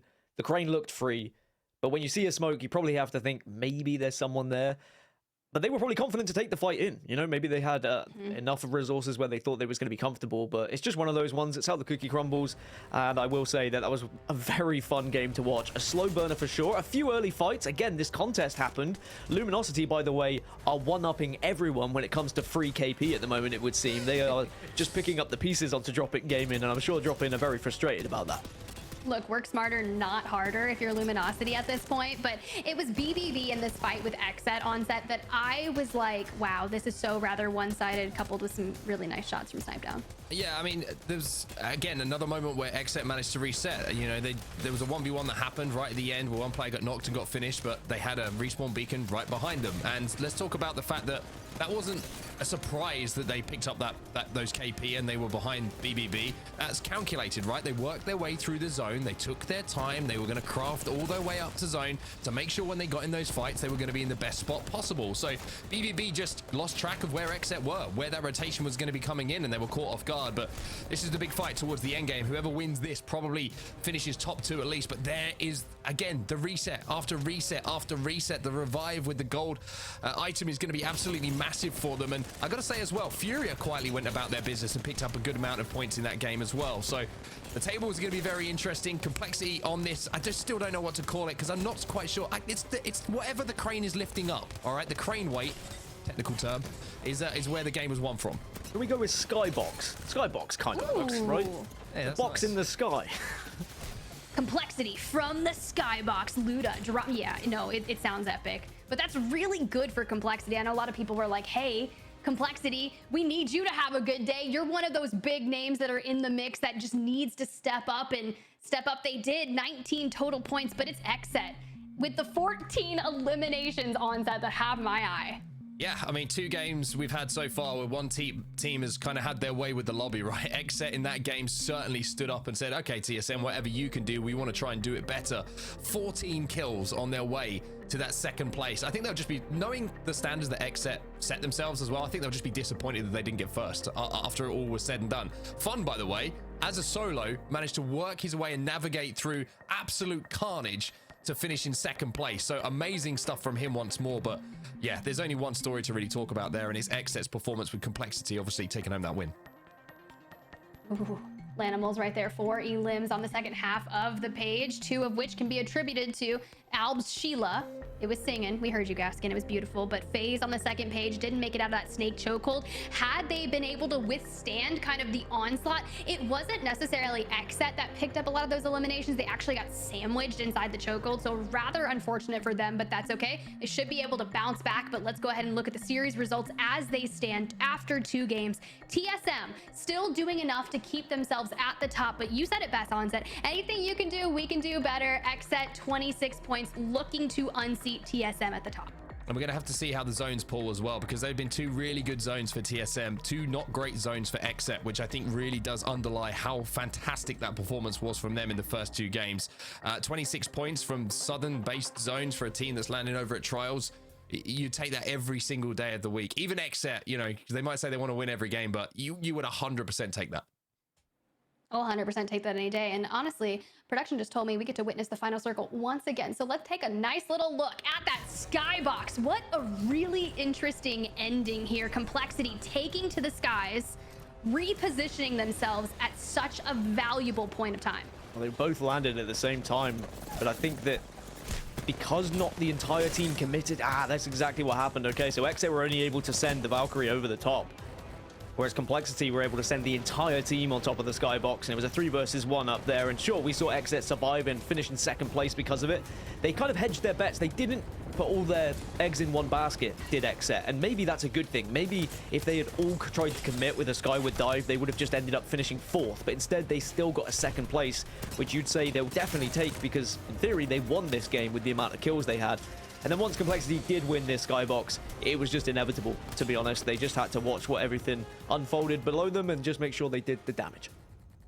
It was really nice because kind of taking that high ground there allowed them to get a few eliminations, because going into that point, they really hadn't succeeded in finding some KP in that mid-game area. It's rather tough because throughout that entire mid-game, Gaskian, we saw so many teams just held up in buildings, but you said it. That was like the calm before the storm. At a certain point, it had reached where all the teams kind of started collapsing on one another, and it got really chaotic. Yeah, we saw Lanimals, Meat Lovers, and Tripods all in the kind of same area for ages. And then when the circle started to come in, they finally all had to fight. And it just was a shame, really, that after they'd been such peaceful neighbors for so long, they then got aggressive. I just would have liked to see them hand in hand all approach the circle together, but it wasn't going to happen. And in the end, we had to see the Lanimals come out on top. And that's good. If you are going to be residing in an area for quite some time, you want to be the last team to get involved in the fight so you can get the KP. Look, you wanted them to be happy neighbors. Instead, we got the purge, but you know what? It's totally fine. We got map number 3 underway. So I'm going to kick it over to you boys. Onset, Gaskin, take us through. All right, then. I'm fascinated to see where this zone takes us, and I'm sure that Exet at this point just say, I don't care where the zone is, as long as it's somewhere on the map, we'll find a way to get some points. But I think we really need to highlight what a performance that was. And Exet, all the talk before the season, we heard it from Hot Six saying, we want to be known as one of the best teams in the world. I think if you don't think that Exet are one of the best teams in the world right now, you're not watching enough Apex Legends. It's as simple as that. Yeah, just their positioning, their team fighting, the decisions that are being made, everything just seems to be on top of the world right now for these guys. But can they carry that momentum as they keep going? Like, you've got to stay at the top of your game for so long, and you've got to make sure you peak at the right time in battle royales, because it's all well and good being amazing now in the regular season, but what happens if suddenly you drop off a little bit when you get to LAN, right? You need to make sure you are still doing that research, still doing the kind of VOD watching, which we know Hodzik does.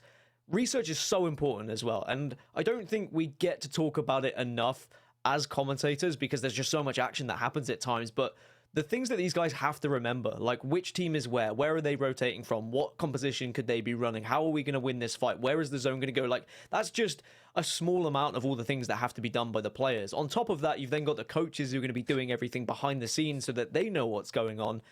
It's just on you got to fire your gun. On like yeah, on face level, it is I shoot gun, I go to right place, but there is so much more than that, and that's why I love this game. Well, we've had a little bit of a lobby reset, so it gives us an opportunity to bring Tiff back in to have a little chat about what's gone down so far, because we always love your opinion, Tiff, and we want to hear from you as well. But I think it's interesting, we painted the picture before we got underway about the bubble team, right? The bubble teams, everyone who's chasing those places at the moment. And out of all of them, the only team so far, yes, we're only 2 games in, that has put points on the board consistently is TSM. That's a bit of a worry for the likes of Furia, BBB. Those teams have been caught off guard in games 1 and 2.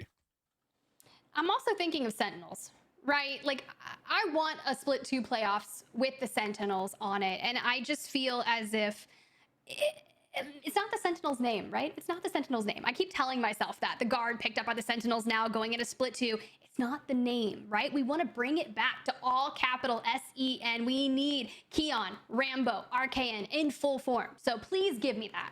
I mean, I just want to see more finger painting, to be honest. So I'm hoping that Sentinels do end up online, because we need to see episode 2 of Onset and his painting. That's for sure. I feel like that ran its course. I feel like no one wants to see that again. Although we came out with some masterpieces, although Rambo's was far better than mine. But I think when we talked about mentality before we went into the games today, and you put yourself in the shoes of TSM after 2 games, right? You got points on the board.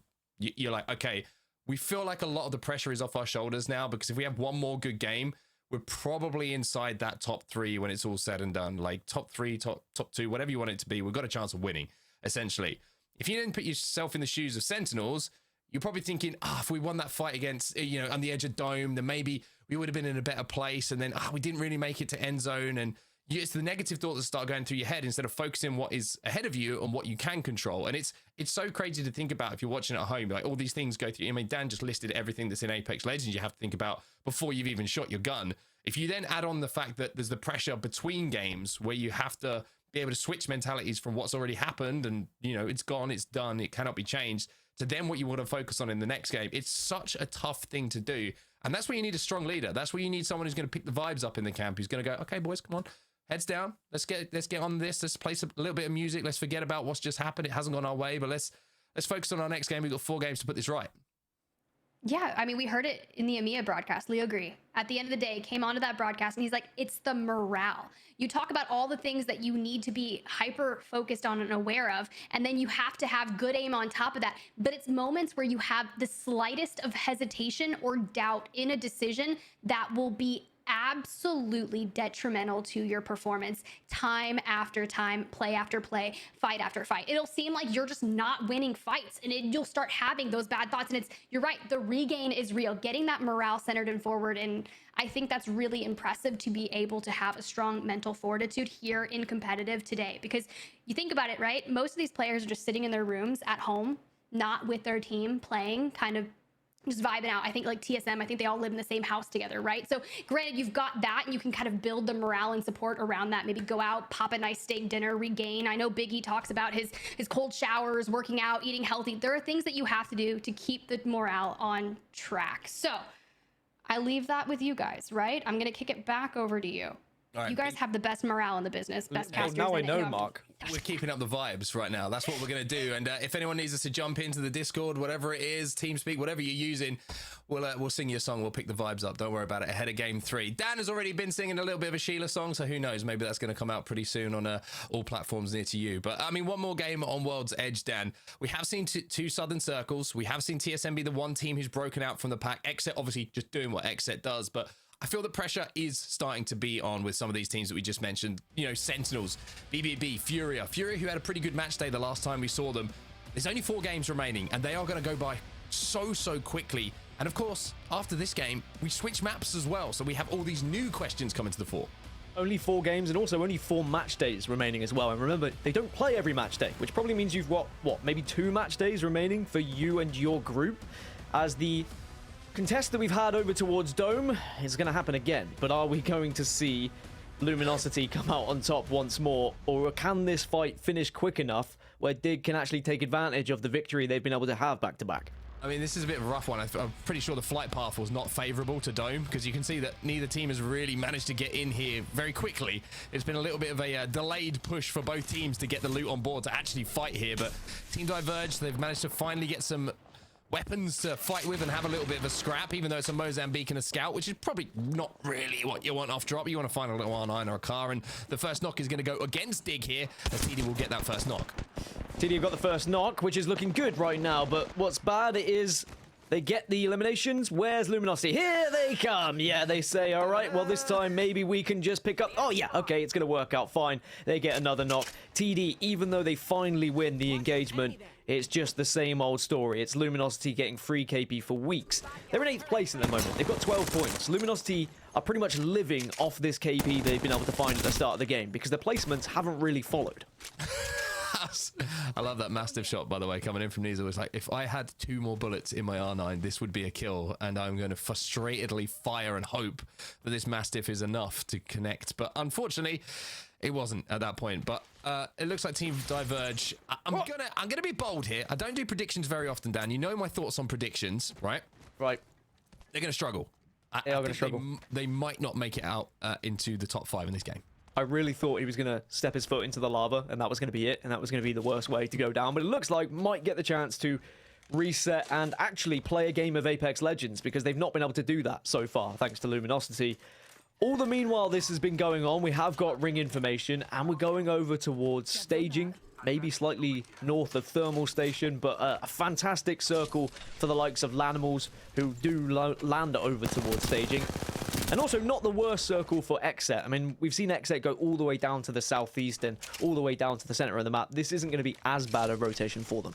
Yeah, I think I mentioned, like, Exet don't care where the circle is right now. They just back themselves to have a game plan that they can execute to get points.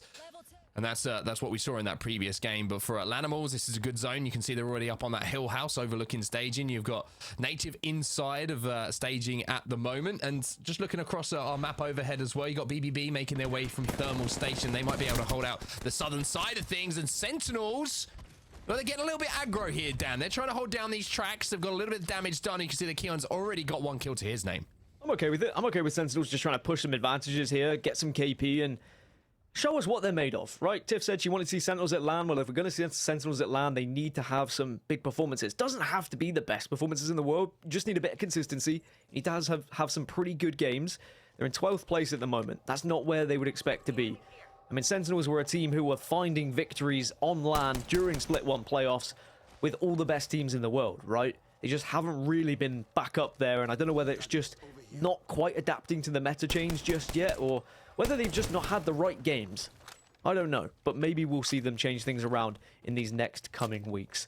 But we are seeing a lot of congestion over towards staging in phase. Snipe Down needs to be careful. He got a little bit excited, goes through the portal, but just about survives. Yeah, that was awkward. That was almost disaster for Snipe Down there. I wonder if it was an attempted kidnap? Yeah, it must have been, right? We'll have to phone the authorities and get confirmation on that one, but for now, Snipe Down escapes, and he has a Phoenix kit as well, so he'll be chilling for now. But the low ground, pretty difficult to hold for the long game, but FaZe are set up here.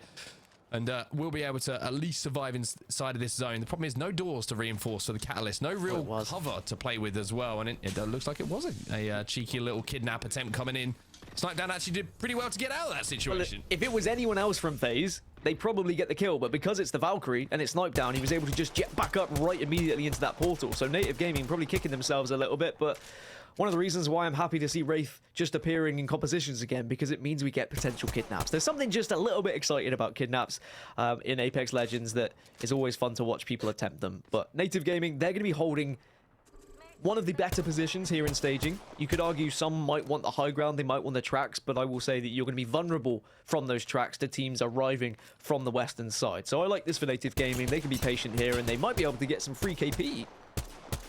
Shot's going to be coming in. Good job, by the way, of saying in Apex Legends after you were talking about kidnapping, because that would have been a very strange rabbit hole to go down. But Klein trying to do what he can, like you mentioned, to break a few shields, to level up those Evos. The Sentinels, once again, find themselves on our screens. And it's Meat Lovers, I'm pretty sure, who are on the other side of this Dark Veil. LTC have just been eliminated as well, as we lose our first two teams. That was Lanimals, I believe, who were involved in that fight. But Meat Lovers decide, you know what? This fight isn't looking too pretty. We're going to back down. We're going to do a little bit of crafting and make sure that when we come back into this fight, if we choose to, that we're going to be able to reset and we got the meds to play with. So the only teams who haven't really made their way into the circle at the moment is TD, who have actually got back up to at least a 2 from what I can tell, and LG, who are still hunting TD. They are just relentless with their hunt at the moment. They are not allowing TD to get away. It seems like they want to make sure they pick up the free KP yet again. But it does mean that both those teams are going to be arriving very late. You can see them in the southeast side there, TD and LG, just in the red, taking damage. Everyone else, however, has pretty much arrived around staging. There are still late ones from the north. Exit haven't moved from Skyhook just yet. They're going to be pretty patient. I imagine they will make their move down after they get zone information right about now. And then it's going to be a big question, where do you try and take? Because there are a few positions still available here. I wouldn't say they are winning positions, but certainly ones that could give you a good chance of getting into the top 5. Well, how about a little, maybe a beacon building zone that we're going to see here? We got that little overlay for just a second there with the beacon information where the next zone is going to be going. This was a zone that we saw a few weeks ago, or a few game days ago, I should say. I always get confused with that, by the way. It seems like time just passes very, very quickly to me. But it's certainly going to be maybe holding down that choke where tripods find themselves. That could be a good spot to hold towards this endgame phase. Maybe looking for a little bit of information here, trying to see what teams are around them. Is it busy at the moment inside the stadium, or has everyone started to kind of take a vacation and move away and it's a little bit too quiet, meaning we might be in the wrong position? Phonyhead trying to get info at the moment with a heartbeat sensor on the Seer to see if there's a team above them or if they can make a move. And this is the choke that I was talking about for tripods, but look at Xenox, Crust, and Slayer, SCS, inside of that building where we might see that in-game taking place. Yeah, the area where they have the building and then the tracks just nearby, we do see circles going that way, so I think hedging your bets there is certainly a good one. My worry is the teams who are on the western side of staging that still have to come a little bit will have to either go over the top of everyone or try and fight their way through. But because it's so congested, as soon as a fight breaks out and everyone gets involved, it's going to be absolute carnage. No one's really going to come out a victor there, and I imagine everyone is going to lose players. So 18 squads at the moment, and we might see maybe 15 squads still remaining when we get into like Zone 4. As soon as Zone 5 comes around, that's when we should start to see a lot of people fall to their knees. Well, Jen's making a little bit of a play here, using the portal to take the high ground away from this team. And it's going to be BBB, I think, are the team on the other side of this. So Jen's trying to get aggressive. He doesn't have any sight on the scout, just the iron sights to play with. But does enough damage to at least force this team back for now. We'll have to see what the next move is, and we got listening lined up with tripods. Let's jump in and have a listen. Are they? I'm gonna come back. They're shooting. Hey, wrap that right. Let two on the right. Come on, wrap the right. We're coming. Go back to RV. The team in that snake has a charge. Okay. Good, just use Harbor to rotate back. Keep going up the ramp. Maybe now CSM finish? I don't know. Zero's still down. Zero's gone. I still have an iron sight, Scott. Let me know if you see any sight at all. I've read that.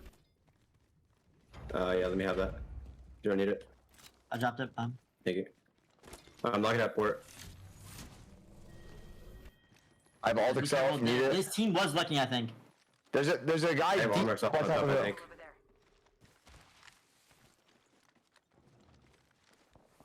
Careful. Bottom right. Right. I think that, yeah, they have control on the height. Top right as well. Wait, they might have I'm out. chill. Come back. There's a Let's flight go. towards us.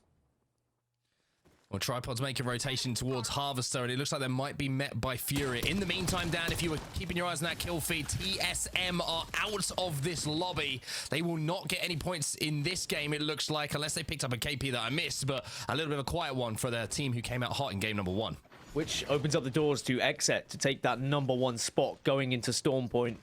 And that would certainly be fantastic for them and would really demonstrate of what a powerhouse they are, not just in this particular lobby, not just in this region, but in the world right now. It has all been Exet with how they played. BBB, they've dropped 1. Dark Designful's gone down, but they can still fight this as a 2.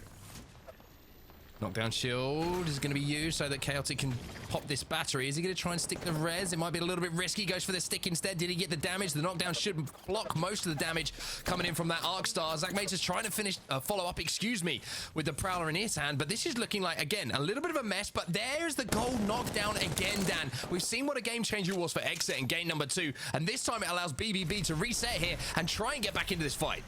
Designful tries to pop a little cheeky kidnap of his own as BBB still alive somehow. They've been able to avoid all of these bullets that have almost felt like they've been bending around the corners, and now there's a crypto EMP just to make things matters worse. It looks like they are just going to be able to stay alive, but are they ever going to be able to reset? There's so much pressure on them right now. Looks like they will be able to reset for now. I think the portal was just to try and drag the players from Oxygen away, jump back through. We'll have to obviously see that one again to see what the plan was from Designful, but it's worked, whatever it was, because everybody has reset at the moment, apart from Designful himself, but he's holding the ground, and that's going to force Oxygen just to rethink their strategy here. Going back to that choke that was held down by Tripods a few moments ago, remember, has now been taken residence by Oxygen Esports. So enemy up on this high ground. He's got Havoc. He doesn't have a turbocharger, unfortunately, but he does, unfortunately for him, find a charge rifle that's just going to shave away at those shields for a few seconds. 25% of the lobby on Wraith. We've got 5 Wraiths. That we've not seen Wraith selected this much in quite some time, and I wonder whether it's going to get increasingly more popular as we go on. We also have, what, 12 legends being selected in this lobby as well. Everyone's trying to experiment and trying to find a little something different. I feel like after a game hasn't gone well, you feel like, well, if we had had Loba in that scenario, we could have crafted the banners. If we had had Mad Maggie, we would have been able to use the Death Ball and we would have been able to get out because we can utilize the speed. It gets dangerous when you start thinking about that.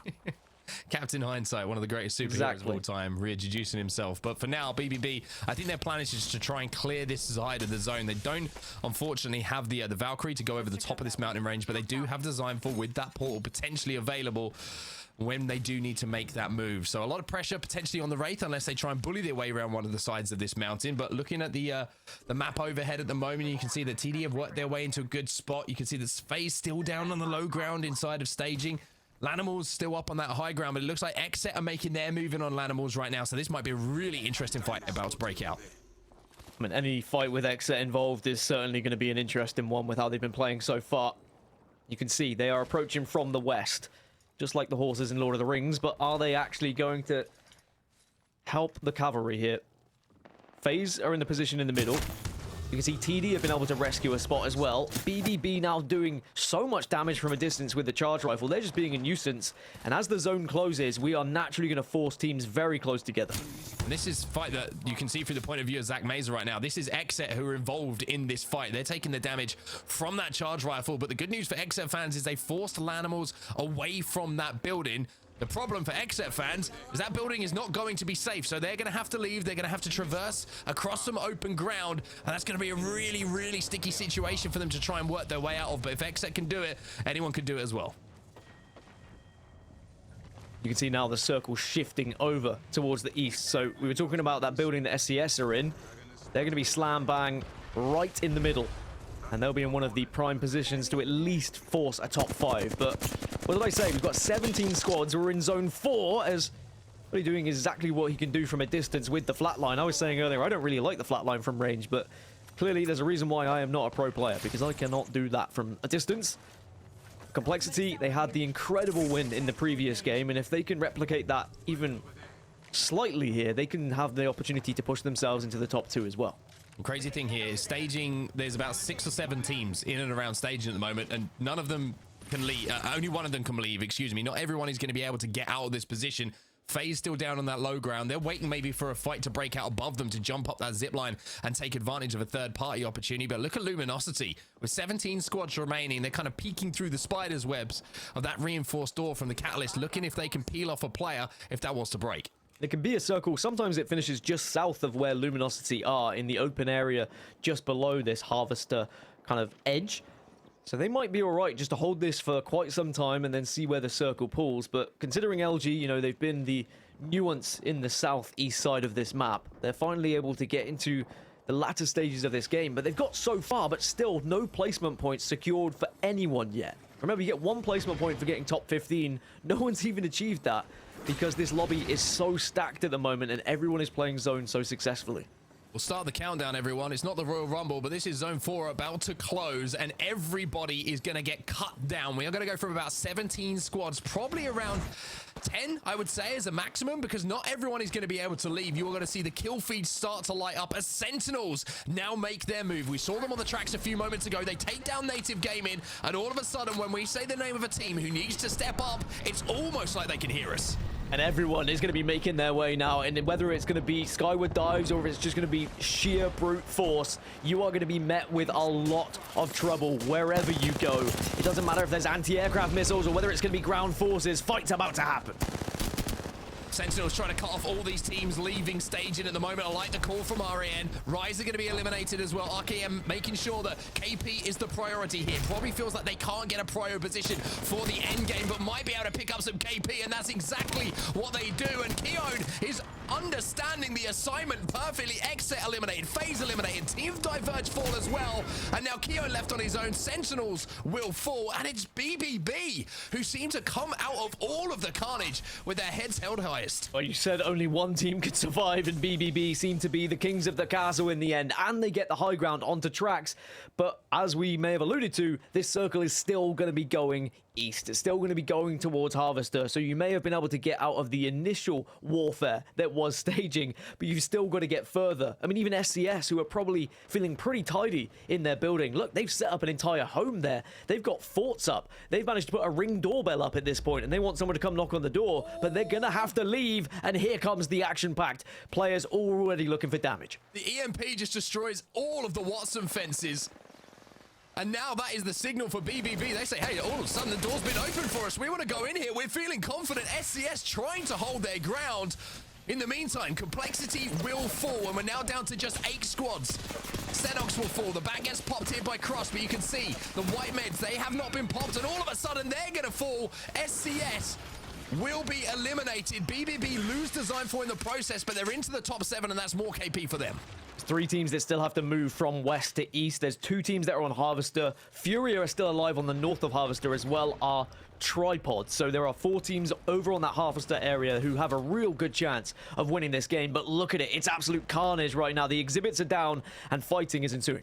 Yeah, this is the one time that you think maybe the Zero isn't that useful, because you just see about 17 different people on your screen. You're like, okay, I get the idea. I'm just going to stand still and wait for damage to be done. But speaking of damage being done, it looks like Furia are the ones taking damage at the moment, but they do manage to at least reset for a few moments. Meat Lovers have fallen. BBB, they're gone as well. Luminosity finally break through that Catalyst wall, and they make their approach forward too. Tripods will fall. We're down to just 4. Well, you spoke about those bubble teams, right? Those teams who needed performances. We heard Luminosity, we heard Furia, both of them still alive in arguably some of the best positions that we've got right now for this final circle. The others, of course, you've got Reptar and Madness down there. You've got Oxygen still alive as well. So 4 squads remaining, as now the circle is going to close shortly, but it allows for a little bit of a lull in play. People can relax a little bit, start to think about how they want to approach this final circle. And with 4 squads, I always think it is an interesting one because it isn't as simple as waiting to be the last team. You have to actually assess who's going to be coming from where you're going to be putting your Dark Veil down if you've got a Catalyst, for example, who are you going to be prioritizing and shooting, and is there a team that you have to be worried about more than others? Well, welcome to the closed shop of Furia right now. The merch is down. Look at all the armor swaps that they've managed to get from these boxes. I think there's about 5, 6, maybe even 7 armor swaps that they have on the floor, plus the fact that they've all got red armor. And Zeratricky at the moment, he's got 4 kills to his name. Furia have 9 kills at the moment, and it seems like everyone in this lobby is taking turns to have monster games. Maybe this one's going to be Furia's, Dan. Could be Furious indeed, especially with the amount of resources they have available to them. I say their biggest threat could be Luminosity, depending on how Luminosity play this one, and Oxygen can really throw a spanner in the works, but looking at how far Oxygen have to go, they have to move first, and they don't have a Dark Veil. So we're going to be looking at enemy getting a portal down, perhaps to give them a new position. Here comes that portal. We'll have to see where they end up. This is where the pressure really does go on to the Wraith. Have to find somewhere to play. Have to find somewhere to get your team. Have to make that all-important call that the portal is safe. LG poking out from the bottom of the Harvester building. You can see Furia up on top. Madness trying to shoulder peek for his team to see if they can pop a little bit of damage onto LG as they will be forced to move. But the piercing spikes are going down as well, and that is going to slow down any movement from Reptar and Co. And Furia are probably thinking, you know what, there's some KP here, and it's all named Oxygen. They pick up 2.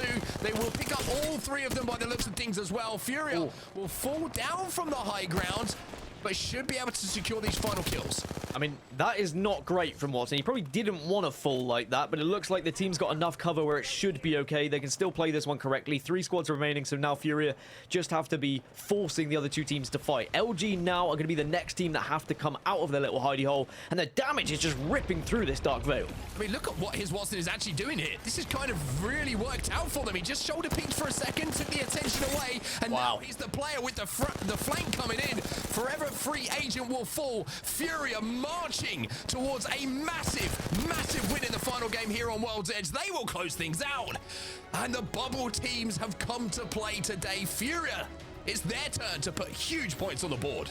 An impressive second place for Luminosity as well. They tried to use that Dark Veil to escape, but as you said, after the little bit of a stumble, maybe off the top of that building, his Watson just said, actually, I'm going to use this to my advantage. I'm already in an aggressive position. Let's make it more aggressive. Let's get as much sight lines as possible.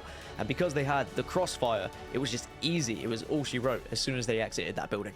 You saw the damage coming in from LG as well, and his Watsons just thought, you know what, I'm just going to spark this fight along a little bit. I'm going to get them all involved. Tiff, we'll welcome you back in as well as we finish our games on World's Edge for today. And like I mentioned, it's been TSM, it's been Exit, and now it's Furia's turn to wipe the lobby. It's kind of wild. We've had some really stark moments, and the only thing that I was focusing on during that last kind of battle was where BBB had positioned themselves, but it was Oxygen Esports that had kind of nestled themselves near the tunnel for the longest point of time, stayed out of all of the initial chaos that was happening, and while that ring started closing, yeah, we were focused on the Harvester fight, but Oxygen Esports full sent BBB and eliminated them off the face of the planet. I was really hoping for a standout game from Oxygen. It's just a shame that rogue portal went wrong, but Fury was happy. There's only so much room to play, unfortunately, and in those end games when the circle gets small and there's not a lot of cover or even a rock for Oxygen to put that portal down, it's you take what you can get because you're going to have to move at some point, and if a fight breaks down while you're in the portal, great, all of a sudden the attention's off of you. This fight finally is going to be finished. LG will be disappointed because they've had the easiest KP of their life in these first 3 games on World's Edge today. I'm pretty sure they're going to have it a little bit more difficult as we move over to Storm Point, but it was the battle of staging. It was that zone pull away from staging, which I think, Dan, caught a lot of teams off guard. It really did. I think a lot of teams, they were maybe hoping it was going to be the finish that was under the staging train tracks, but as soon as it pulled further east, it was just absolute mayhem as everyone just tried to scarper their way across the map. And you mentioned it, only one team was really going to come out of that healthy, if at all. And then after that had happened, we just saw half the lobby just get ripped away from us. But then in that final circle, it was all about who had the most kind of utility to work with, who had the most resources, and who had the best position. And the high ground was probably the best position in the end. And how many kills did we see? I think it was around 16 for Furia. So we've seen 3 big games for teams here, right? TSM were able to get that 27-point game. We saw Exit also dominate with, what, a 24-point game. And now we're going to see a 28-point game here for Furia. So we clearly have 3 leaders right now going into Storm Point. I mean, this was so cheeky, right? His Watson does drop down there, but is able to do so much damage weaving in and out of these dark veils. And it was really impressive. He probably did at least 1,000 damage down on the low ground, and Furia coming out on top for map 3. Absolutely glorious. And I think you called it impeccably on set. No lie. Every time I hear like a game ending call from you guys, I'm just like, sheesh, take notes. I mean, let's be honest. We were both, I think Dan and I went, ooh, his Watson. Ooh, did you mean to do that? And it was like, wait, this is genius all of a sudden. We'll give you the benefit of the doubt. So it's more luck than judgment, but I appreciate it. I think Furia, though, there's been a few performances we've seen today that are like, okay, this team is finding a different level, finding a level of comfort this season that we expected to see from them after what we saw in Split 1, or maybe in previous history, right? The ALGS Championships was where Furia announced themselves running around those lobbies on edge and destroying everyone. And now all of a sudden they're having that game that we expected to see from them maybe a little bit earlier, but they're finding the form. TSM did the same in game number 1. XSET continued their amazing consistency in game 2. And the wonderful thing about it is we've had 3 point sponges, I think, in our first 3 games, which means that in the last 3 games, it's not like anyone's running away with this. It really is still 3 games where it can all change.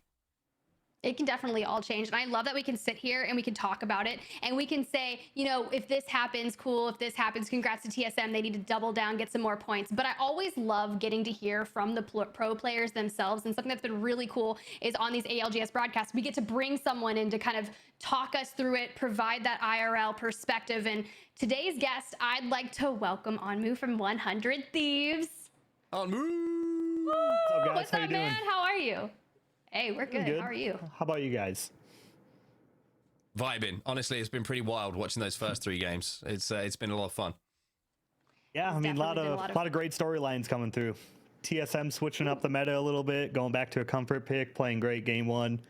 XSET continuing the dominance, and Furia just doing what they do best, just winning games, a lot of kills. Hey, yo. We got the script writer on hand. We thought it was Onset, but I think it might be Onmu. He knows. No. Onset hit me up in the DMs a little bit earlier. You know, he got me with the script. Oh, okay. Good to know. Good to know that we're prepping you for what's kind of happening. Well, while we've got you here, I'm kind of curious your thoughts. You're already well versed in kind of what is happening. Obviously, congrats. Also, thank you for keeping the mouse and keyboard dream alive. By the way, guys, I really do appreciate that. Someone's got to carry the torch. We'll be honored to do it. You do. You're doing great. Well, I'm curious to hear your thoughts on maybe an outstanding player that you've seen thus far today. We've had a lot of bubble teams popping off, and it's do or die for a lot of these teams looking to find themselves in Split 2 playoffs. Mm-hmm. Yeah, in terms of outstanding player, obviously, you can't say anyone other than Hal, I feel like, right now. He's switching up, going back to the comfort pick. He was absolutely frying a lot of people with a repeater. Haven't seen him use that weapon really ever, but yeah, that's probably my outstanding player as of right now. Got to go with the CEO. I want to ask you, Onmu, by the way, never leak the DMs, okay? Never leak the DMs. We have to have this, this trust thing going on, okay? But I want to talk. All right, so my bad. It feels like it's 3 teams that have just had like monster games so far. And what do you attribute that to? Is it just a really smart rotation that they've taken and caught some teams off guard, or is there something more to it that you've seen as a player? I think the biggest things coming down to it are they're taking the smart fights when they need to. They're clearing aside, making themselves in the best position they can. And then as they're in that position, they're just kind of working their spot and stealing kills around them and basically just playing their positioning smart. They take one big fight to get a good spot, and then after they get that spot, they just kind of take as much space as they're given. And today, Omnu, I mean, it looks like we've got more Wraiths than we've seen in quite some time. 25% of the lobby selecting Wraith. What's your thoughts about her coming back into the meta? I mean, do you think this is a good thing, a bad thing? Is it good choice, bad choice? It's an interesting choice for sure. I think Wraith, kind of like what she provides, especially when it comes to navigating an endgame circle, is basically just moving around, finding like small spots to safely move your team without getting potentially fried from anyone else. It saves you health, and then once you're in that spot, you kind of play patient, I guess, to basically work a third party. But it's an interesting pick. I didn't think I would expect to see that.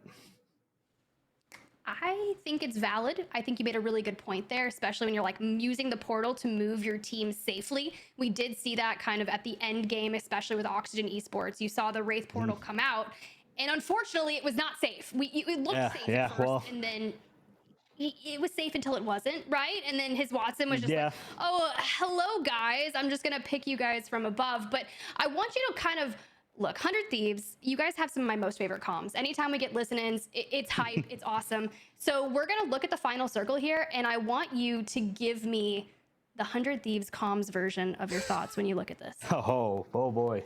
I'm gonna need scurry for this one too, but you can't like call out all your teammates here like, what are you doing? Like, yeah. Well, basically like what I saw in this end game, this is just kind of like a textbook end game. High ground wins end games in battle royales. Furia basically just playing their high ground extremely well. They're basically taking a free fight on this Wraith team, which I believe was Oxygen. Oxygen can't really do anything at this angle. They're just kind of like surviving, hoping to get the extra placement. I was really surprised when Watson fell down. I honestly didn't think he meant to, but it kind of worked out in the end. He just kind of, you see him like crouching up to the side, staying out of the seer ult and catching this team off guard and scooping up these kills. And then at this point, it's just, you basically have two people on height. You have one person on an off angle. It's just, you can't really do anything if you're LG. You're just kind of like trying to damage control, hope you get lucky, hope someone overextends or over peaks. But Furia played it disciplined, they played it smart, and that's just a textbook endgame in a battle royale, in my opinion. And you can see these results right on your screen, those 17 eliminations. Oh yeah, I see it. That's what Furia, probably one of the best teams in the world doing that. Lots of kills, great placement. Yeah, that's insane. We thought TSM's map 1 victory was absolutely crazy, and then Furia went ahead and just one-upped it a little bit. So overall, great by about 1 point, probably. Yeah, just enough, right? Just enough to say they did it. But overall, thank you so much for joining our broadcast today. Curious if you have any last-minute shout-outs or anyone in particular you want to thank today? I mean, I'd like to just give a shout out to Reptar, basically playing in his first ALGS after like over a year playing with a team in the top 10 overall. He's got big shoes to fill in Luxford, so I'm hoping they do pretty well coming out of this. Nice. I love that. And I think I saw a tweet from Chrono that said 400 plus days since Reptar's played in an ALGS game, so it's been a minute. A year and a half. It's absolutely wild. Well, thank you so much, Amu. I wish you the best of luck on your journey here in Split 2, and I can't wait to see you at playoffs. Thank you for joining us. Thank you. Thank you for having me. Enjoy your night, guys. Woo! I mean, what a guy. Amu seems so solid. I was going to say, every single player that we've had on in recent times, we're so lucky. Like, they're the most awesome people in the world. And I want to give them a shout out. Go and follow their streams. Go and show them some love. Show them some support, because, you know, these guys are taking time out of their day to come and have a chat with us and entertain you guys at home. So we appreciate it, Onmu. Amazing job. Also, getting slightly worried about the analysis side of things, because they are all absolutely crushing it. And like I always say, kind of need this job. So well, you're worried. You're the play-by-play. I'm quaking in my boots over here. I might have to change my role if this keeps happening. I don't quite know what I should be doing, but no, yeah, it's great all these guys coming on. And you know, if any other pro players want to give their kind of words, just let us know as well. We can bring you on, and I'm sure we can let you tell your story, and you can help us kind of dive into these final circles, right? Because it's always amazing to see it from a pro player's perspective. It's true. And I don't necessarily have a solidified casting duo. So, I mean, hey, you know, hit me up if you're thinking about retiring. No, I'm just kidding. I'm just kidding. But for real. I'm showing out here. But no, let's go ahead and let's say maybe you don't want to be a caster, you don't want to be a pro player just yet. You just want to kind of test the waters and see if you've got what it takes. Well, then the Challenger circuit in ALGS is right for you. We just had our first weekend kind of kick off on Saturday. I watched a lot of the first couple rounds. I had some friends that were throwing down in it. Unfortunately, they didn't make it to the semifinals or the quarterfinals yet today, but have no fear, because next weekend, well, not next weekend, it's in a month from now, Challenger Circuit number 2, registration opens March 28th. So grab you 2 other members of your teammates, get your Cat Seer combo together, and you never know what's gonna happen, because I guess you gotta play Cat Seer at this point, or be like Hal, go back to that comfort pick, hop on Horizon. Yanya did it too, and they are finding some strong successes here today. Well, that's been enough. So here's the deal. We have had 3 tantalizing maps on World's Edge. Gaskin's going to hit a break, and I'm gonna steal Onset for the next couple. No, just kidding, just one map. I was like, oh, look, I'm looking for a solid duo here. No, guys, I'm never gonna break up Onset and Gaskin. They are just so fun to listen to. Impeccable endgame calls, and oh God, he's back. Hold on, I'm so sorry. Back to business. Hi, guys. Hi. Hi, Guy. So did one of me. Yeah, that was. I will say it's always awesome to hear from like the pro players, because they're obviously watching this from two perspectives, right? They're obviously watching it as a fan. They're not playing, but they're also sat there like analyzing what's happening in the game and like how other teams are approaching it. And they've always got it in their mind, with all due respect to the other teams, they're always preying on the downfall of some others because they want one of those spots themselves. So shout out to Onmu for coming on, and it sets us up beautifully now, Tiff. Storm Point is where we're headed, and I think that's kind of fun because the lobbies have been very exciting for kills, and Storm Point kind of lends itself that way. Yeah, Storm Point can be really exciting, but let's go ahead and look really quickly at the historical. TSM winning that map #1. Now, granted, they did that the last match day, and we had said, you know, this isn't going to be any different. They're going to be consistent, right? And I think that they will be on Storm Point, but the big thing here is Complexity rounding out, Furia as well with a really solid performance. But this is the battle of the wall Onset. I'm interested to see if this battle does keep going down. I don't think it benefits either team, as crazy as it sounds. And Dan was right. There's only so many places to play from here on Storm Point. So you are going to see contests going down. It's just with the position that both teams find themselves in, both BBB and TSM, when you're contesting and you find yourself as those bubble teams chasing down those qualification spots, can you afford to even have one game where you aren't going to get points on the board? You know, even if you win 2 of the 3, the fact that you have one game where you might not win that contest is going to cost you an entire game where you could put 2, 3, 10, 15 points on the board. And it's such a tough thing to try and work out. No, you cannot afford it. That's the easy answer, right? And you can see it on that map overview. BBB has elected to take that building on the left side of the wall, which could, in a sense, mean they're landing, looting, and then yeeting out, which could run into Bullet, who typically loots those like pineapple buildings over there, grabs the trident, and dips. But I'm okay with this because I was really nervous, and granted that first zone is going to pop up while some of the teams are still making their way south, relatively central. Ooh. This is going to be pulling down towards the northern side of Cenote Cave, maybe finishing on the outsides of the God Rock, so to speak, and there you go. That was what you were worried about. It's Klein, unfortunately, whose job was to raid the pineapple buildings, as you so wonderfully called them, and he gets caught off guard. It looks like BBB had a game plan, a strategy coming into this, and I kind of like it. They all land together by the cannon building on the wall. They let TSM do their business, and now they're going to hit the armory. So they're going to come out of this with loot. Sometimes when you're splitting a POI, the worry always is, are we going to have enough loot? Are we going to have enough meds to get to endgame and fight our way there? Well, by hitting the armory, you certainly are. I mean, Chaotic sitting there on the R400, ever dubbed the R301, R99. So the fact is they were able to grab that building, drop down. There's 6 guns already in here. And granted, had they found maybe a purple mag, they'll be guaranteed gold in their smart loot. But the thing is, I like this. Right now, triple blue potentially going to be going on to purple as they make their way. We saw the zone kind of pulling a little more towards Bean. And the POI Bean, you may ask, guys, it's kind of more towards the southwestern side of Storm Point. There's a mountain when you kind of look at the overarching view of Storm Point. It's in the shape of a little jelly bean. Well, just to give a little bit more indication of how this isn't a bad contest for either TSM or BBB. Obviously, you know, neither team is going to come out of it with premium loot, but the fact that there's no crafting for this one game over at the wall, there's no ring console, there's nothing extra, so to speak, at the POI that both teams are going to be annoyed that they have to fight for, or maybe have a reason to fight for. It means that both teams can leave, and both teams won't really be slowed down on their rotation. So it kind of works out for both teams. If there is a ring console there, though, I think we might see a little bit of a change of plan for both teams where they might have to just delay and try and fight for that information. So it's kind of settled itself, so to speak, with there being a lack of beacon information for either team. And I got to say, like I mentioned, BBB definitely came into that contest with a game plan. Maybe not to take TSM on, but certainly pick up a KP and hit that armory.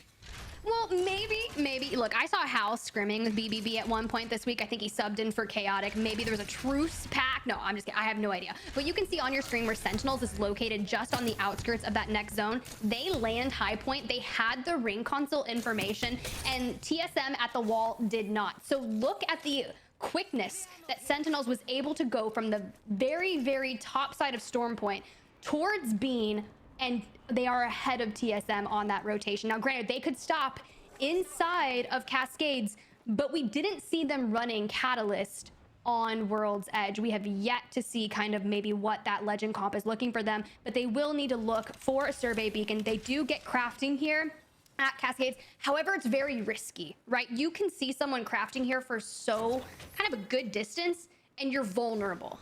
Yeah, especially if you're crafting the armors up as well. It only takes a couple of shots if you're accidentally in a position where you find yourself without your shirt on, and you can get taken down extremely quickly. But a couple of digis are going to be crafted. You can see the house got some pretty good loot, actually. The spiders were very kind to him as we see a couple of fights going down in the kill feed. It looks like Digger having a bit of a rough time and a pinch as two teams are firing down on them. But Reps' job here is to make sure that crafting is safe for his two teammates. Imperial How is going to be making sure that he gets his armor and evoed up a little bit more. And Forever Free Agents are making a little bit of a scuffle here themselves as the push starts to come in. I mean, Onmu said it best, a year and a half since Reptar has competed in ALGS, and to come in a team currently sitting in 9th place overall on the day after 3 maps, not bad, but you're going up against Tripods, an enemy from Oxygen, joining into the fray as well, grabbing a knock onto Reptar. This could give Tripods the advantage they were looking for. Yeah, the pods are trying to pick up the kills, but unfortunately, they're not going to be able to quite do so for now. It looks like that res might have come in, but look at the amount of teams that are all of a sudden having a little scrap here. This is right in the center of zone, and this is why this fight is going down. This is what Onmu described as the big fight. This is the one that could potentially put you in a spot to win the game if you can come out on top. But the longer it goes on, the more teams are going to have a look, the more teams are going to be involved. So you've got to get it done quick, and Tripods now from a position where they had 3 players alive, unfortunately will lose Deeds. Yeah, but Deeds was able to grab 2 knocks, and I think doing enough, Gent being able to like re-stabilize that door, some other team could look to full send on this building and clean up, but that's not going to happen. Forever Free Agent has that gold knockdown that is proving time after time. Today, we saw it with Exet on top of the crane, being able to get reset after reset that they shouldn't have been able to happen, and they're going to do it. What's in your pack with WD Black? Well, I hope it's the gold knockdown shield, because it has been one of the most impactful things we've seen so far today. Tripods managed to stabilize as well, as both teams just consistently trading reses. And I think you kind of be a little bit surprised to see this go on much longer. I think Tripods, they obviously want to solidify this build, and they do have the catalyst, so they're able to kind of reinforce the doors, are able to get some piercing spikes down to make it very difficult to push. And I think after attempting a couple of times now to take the team down below them, they've settled for this top building, and I think that's a smarter thing to do.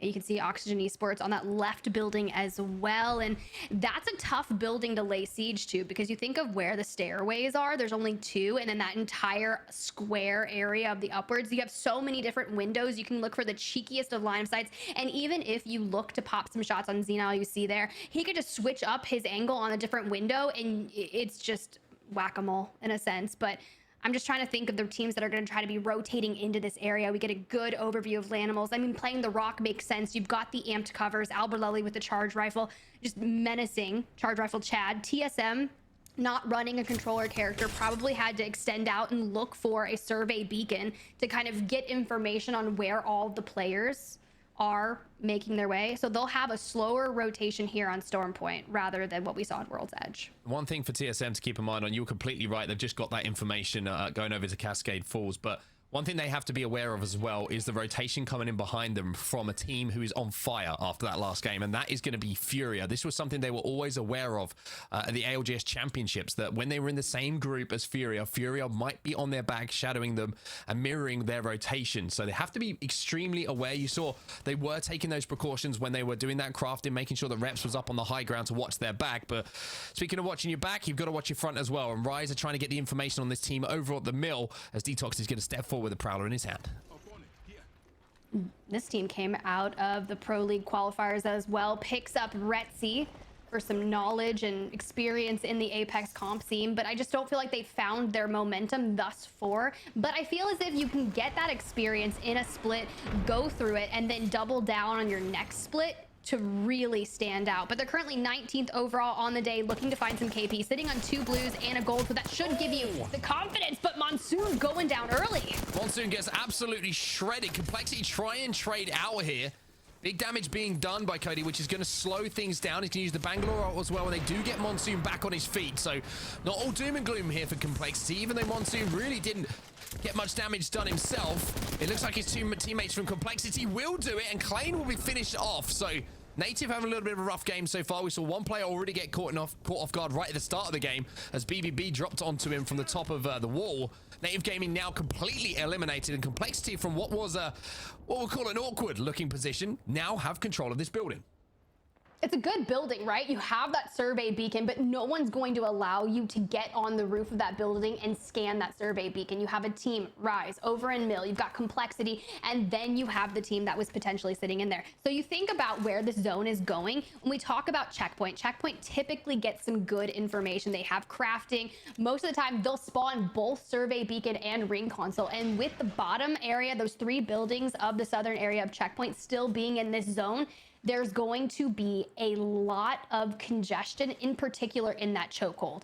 And you got to think about the teams that may have rotated through that area. Obviously, it's going to be potentially the wall. We have Oxygen Esports. They haven't moved. They have solidified this spot. They will stay here for a while. They'll stay here for a while, but one thing we've got to keep our eyes on is a fight that might just be breaking out. It's actually been avoided between 2 teams at the north side of this zone, 2 teams that rotated through Checkpoint, and it's almost like poetry, and the weird things repeat themselves.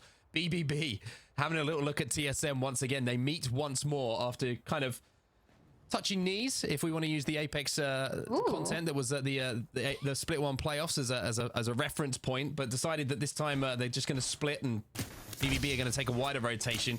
TSM now inside of the zone on the north side as Complexity do find themselves back inside of this building, still trying to deal some damage out with that charge rifle, but they're not going to be too discouraged about the position they find themselves in. FaZe, though, they are. FaZe are in trouble. Look, coming in at the top of the leaderboard on that series standings, you can afford to have a bad day. Granted, you don't want to have a bad day. You don't want to find yourself in trouble. You want to keep the momentum moving forward and stay in high spirits. But you can see right now, Furia, top of the screen, just holding north of that area. They've got the grav cannon. Not typically one of my favorite spots to play, but it will work. I actually saw a zone, I believe in the Challenger circuit yesterday, and one of the rounds had ended right here with what we're looking at. So potentially, will we see something like that happen today? Possibly, but LTC throwing out the Dark Veil. They want to cover the distance or avoid. They've already got a knock, and they are looking down the scopes of Furia right now. Two members of FaZe have gone down. I think one managed to just about survive. It's Frex who managed to kind of scarper out the situation. Sentinels are having a sniff about, though. They've just arrived after taking a skyward dive, and LTC trying to locate where the teams are surrounding them. Furia is one of those teams. Furia still in the lobby. 18 squads, by the way, Tiff, still in this lobby. I mentioned how today that the games were going to be very kind of touchy-feely, nobody wanting to make mistakes, and we're seeing exactly that. I mean, it's challenging. We have the entire lobby. We think back to when we were on Split 1 playoffs. I know we were calling a lot of those games. This is lining up to be like they were on land. There were so many teams existing and cohabitating and trying to play their lives, being smart about the fights they take. And BBB have actually managed to get all the way to the mill on the roof. And granted, it's not in that next circle, but they can get some information here and kind of hide. You've got the little tiki type material, the hut-like material. What is this, straw? Is this straw on set? Yeah, I don't know if it's like a very geographically precise type of plant that grows only on Storm Point, but we'll call it straw for now. I think that works. I like it. I like it. Oh, good. Look, we get a good look at the map.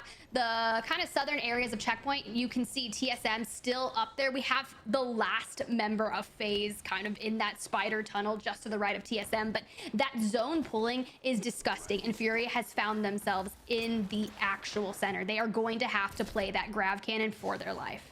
Well, Frex, I wonder if he managed to pick the banners up, because there is an opportunity for him to maybe respawn his 2 teammates if he can sneak behind Sentinels who are on that island.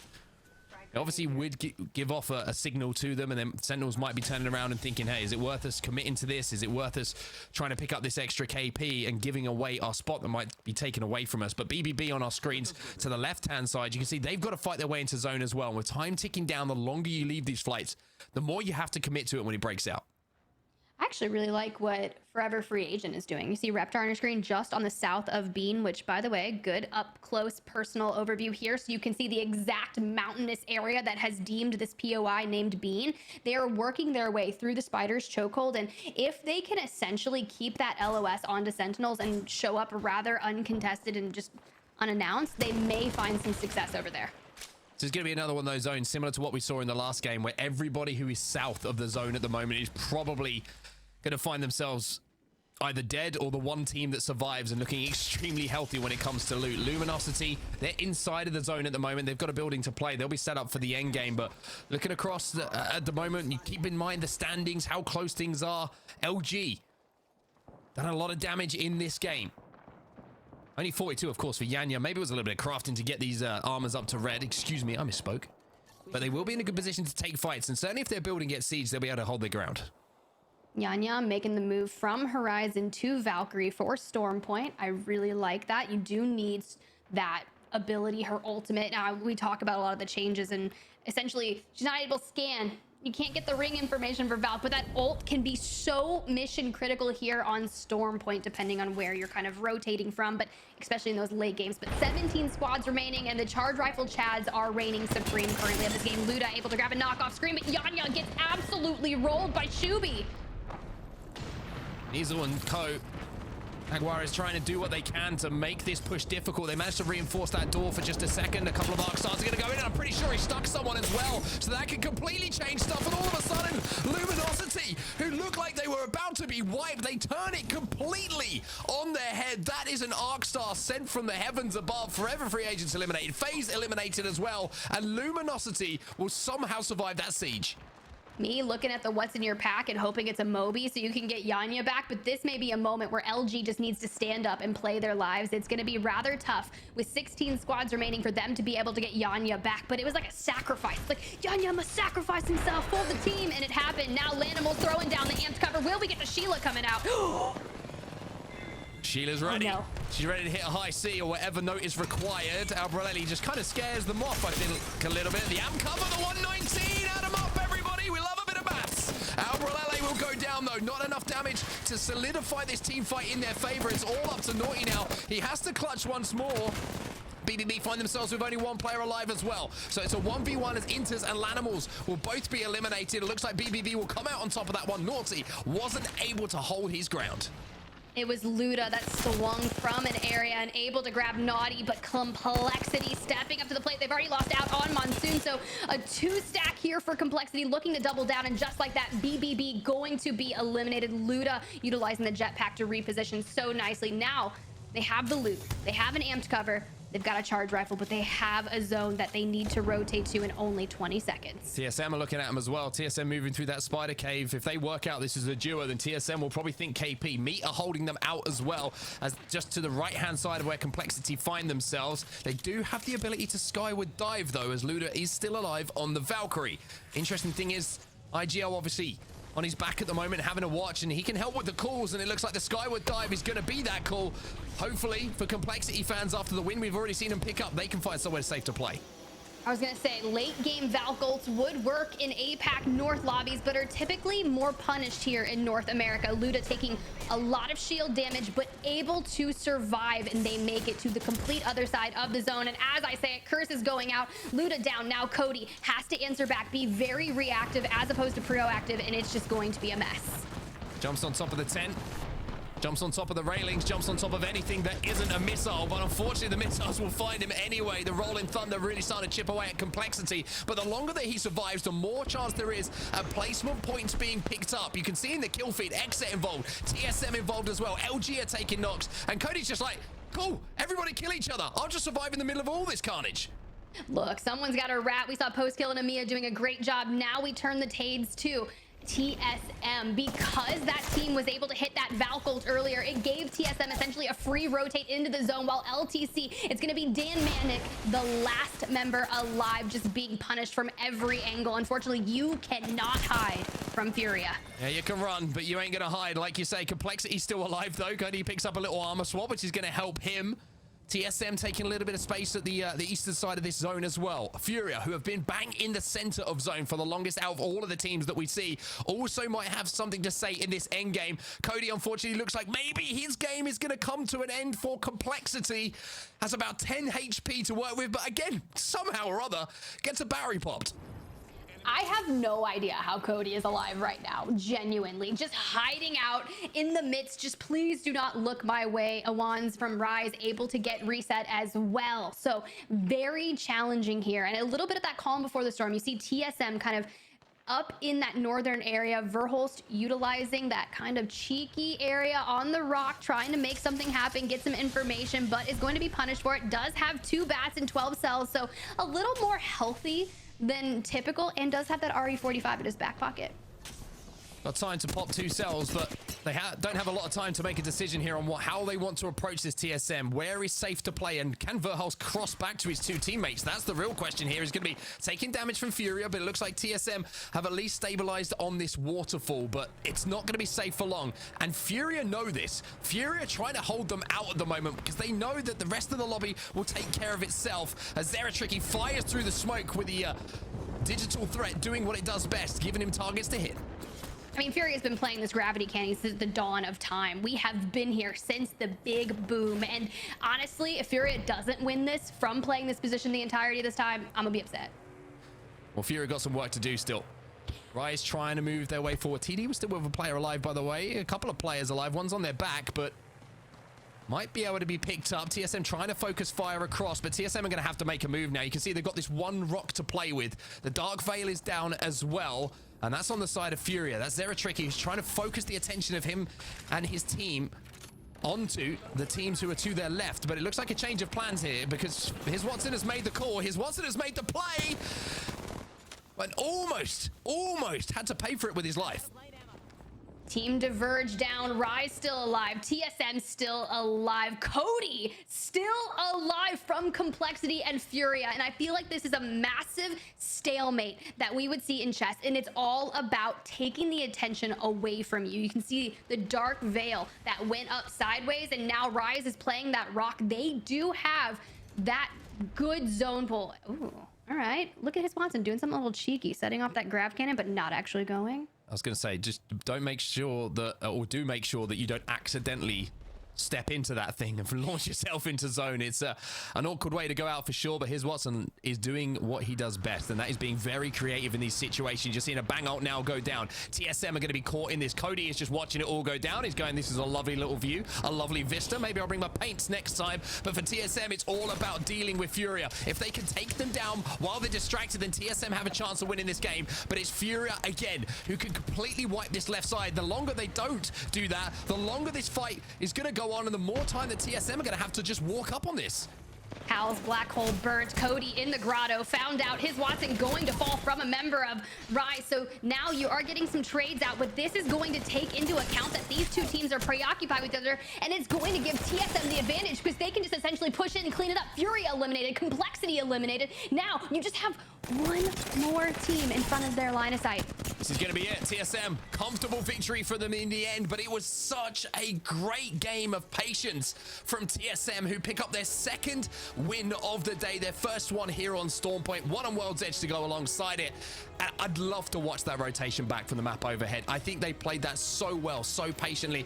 Sometimes it's not about what you do, the decision that you make. You have to be reactive and wait for the rest of the lobby to make decisions to make yours even clearer. That's exactly what TSM did in that end game. They made sure that they waited for Fury to have to make a play, and then they wrapped behind him, mirrored that rotation, and it was a simple job for them in the end. I want to bring Dan back in. I think you make a lot of very valid points, especially on that rotation. We talk about a lot of these things, especially timing, right? TSM at the wall. They're not getting ring console information because they've elected to go back to the comfort picks, nix the controller legend from that. So they're not getting that information. They extend out in cascades, get the survey beacon, get crafting, utilize reps to kind of hold their line of sight and make sure that no one's pushing onto them. But Gaskin, it was done to perfection. It really was, and I really love the the bit at the end where they had to take the fight against his Watson as well. If they had not done that damage to his Watson, if his Watson had managed to get a grenade off or knock one of those players, similar to what we saw in the final game on World's Edge, where his Watson put himself in a position, took an angle, and did damage, then TSM would have just been down and out, right? But they all made sure they were facing, they were prioritizing, they knew exactly how they wanted to play that final circle, and it was just about keeping Fury at bay. And they did just that with so little cover on the rock as well. Very impressive in that final circle. Well, let's go ahead and roll some of those highlights from match number 4. Maybe we'll get a little bit of insight, but yes, I think at some point we need to track that rotation because it was quite textbook on set, just everything that they did, and even Complexity taking that Valcolt from TSM's side of the ring. And yes, it kind of threw their game, and Cody had to essentially look like he was on vacation chilling in a grotto mid-map while everyone was fighting and chaos was breaking out inside of him. It also played into TSM's survival. It certainly did, and I've got to give a shout out as well to Cody. I mean, I think pretty much when he landed on the floor after that Valcolt, it was top 12, maybe even top 10, and he ended up getting into the top 5, I'm pretty sure. And you know, the KP alongside that means that Complexity come out with a little bit of bonus play due to that solo play he managed to make. But Complexity won some really important fights in this game as well. You can see Ludo, he's already got 4 kills to his name at this point. There's a couple more to be picked up by his team, and Complexity are going to be in the running. Even though they didn't win the game, they got into good placements, they had KP alongside it. And we were talking about the 3 big teams, right? Outside of Exet have been TSM, Furia, and arguably Complexity with their win that they had earlier today. So the teams who are at the top of the leaderboards are still going to be looking extremely strong. Ooh, a lot of intense moments. I love getting to run it back and seeing it from a different perspective. And you look here, making it to the top 5, that elimination onto Furia Gaskin, but it was TSM that Pearls had the RE45 in the back pocket, allowing him, and even a little bit of hip fire from the flatline coming out. Does seem an awful coincidence, doesn't it, that an RE45 often ends up in the winner's hands. It is one of the best and my favorite weapons, but that's how the results look then. TSM were able to get 7 kills, 12 placement points to a 19-point game, already on top of the 30+ that they had, so they're now going to be over 50, which puts them in a really good position for today. We knew that was going to be the case after 2 victories, that's for sure. It seems like they have answered when they needed to answer. They still have to get the job done going into match 5 and 6. It's not quite there just yet.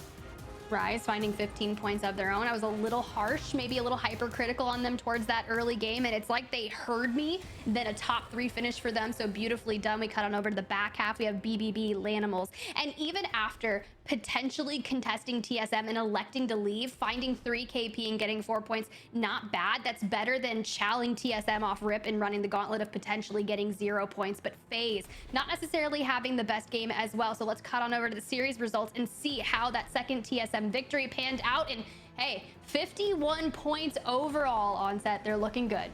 Looking very, very good. Still 2 games to go for them as well to really solidify that place at the top of the leaderboards.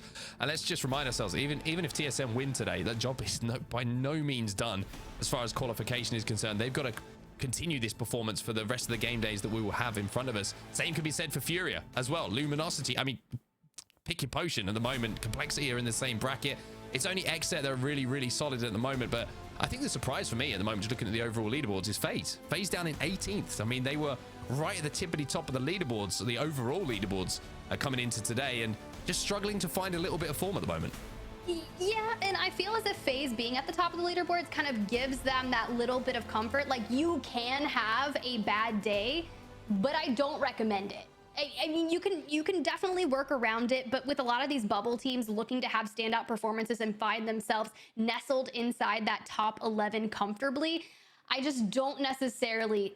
But honestly, no one's perfect. People have bad days. It happens to everyone, to be honest.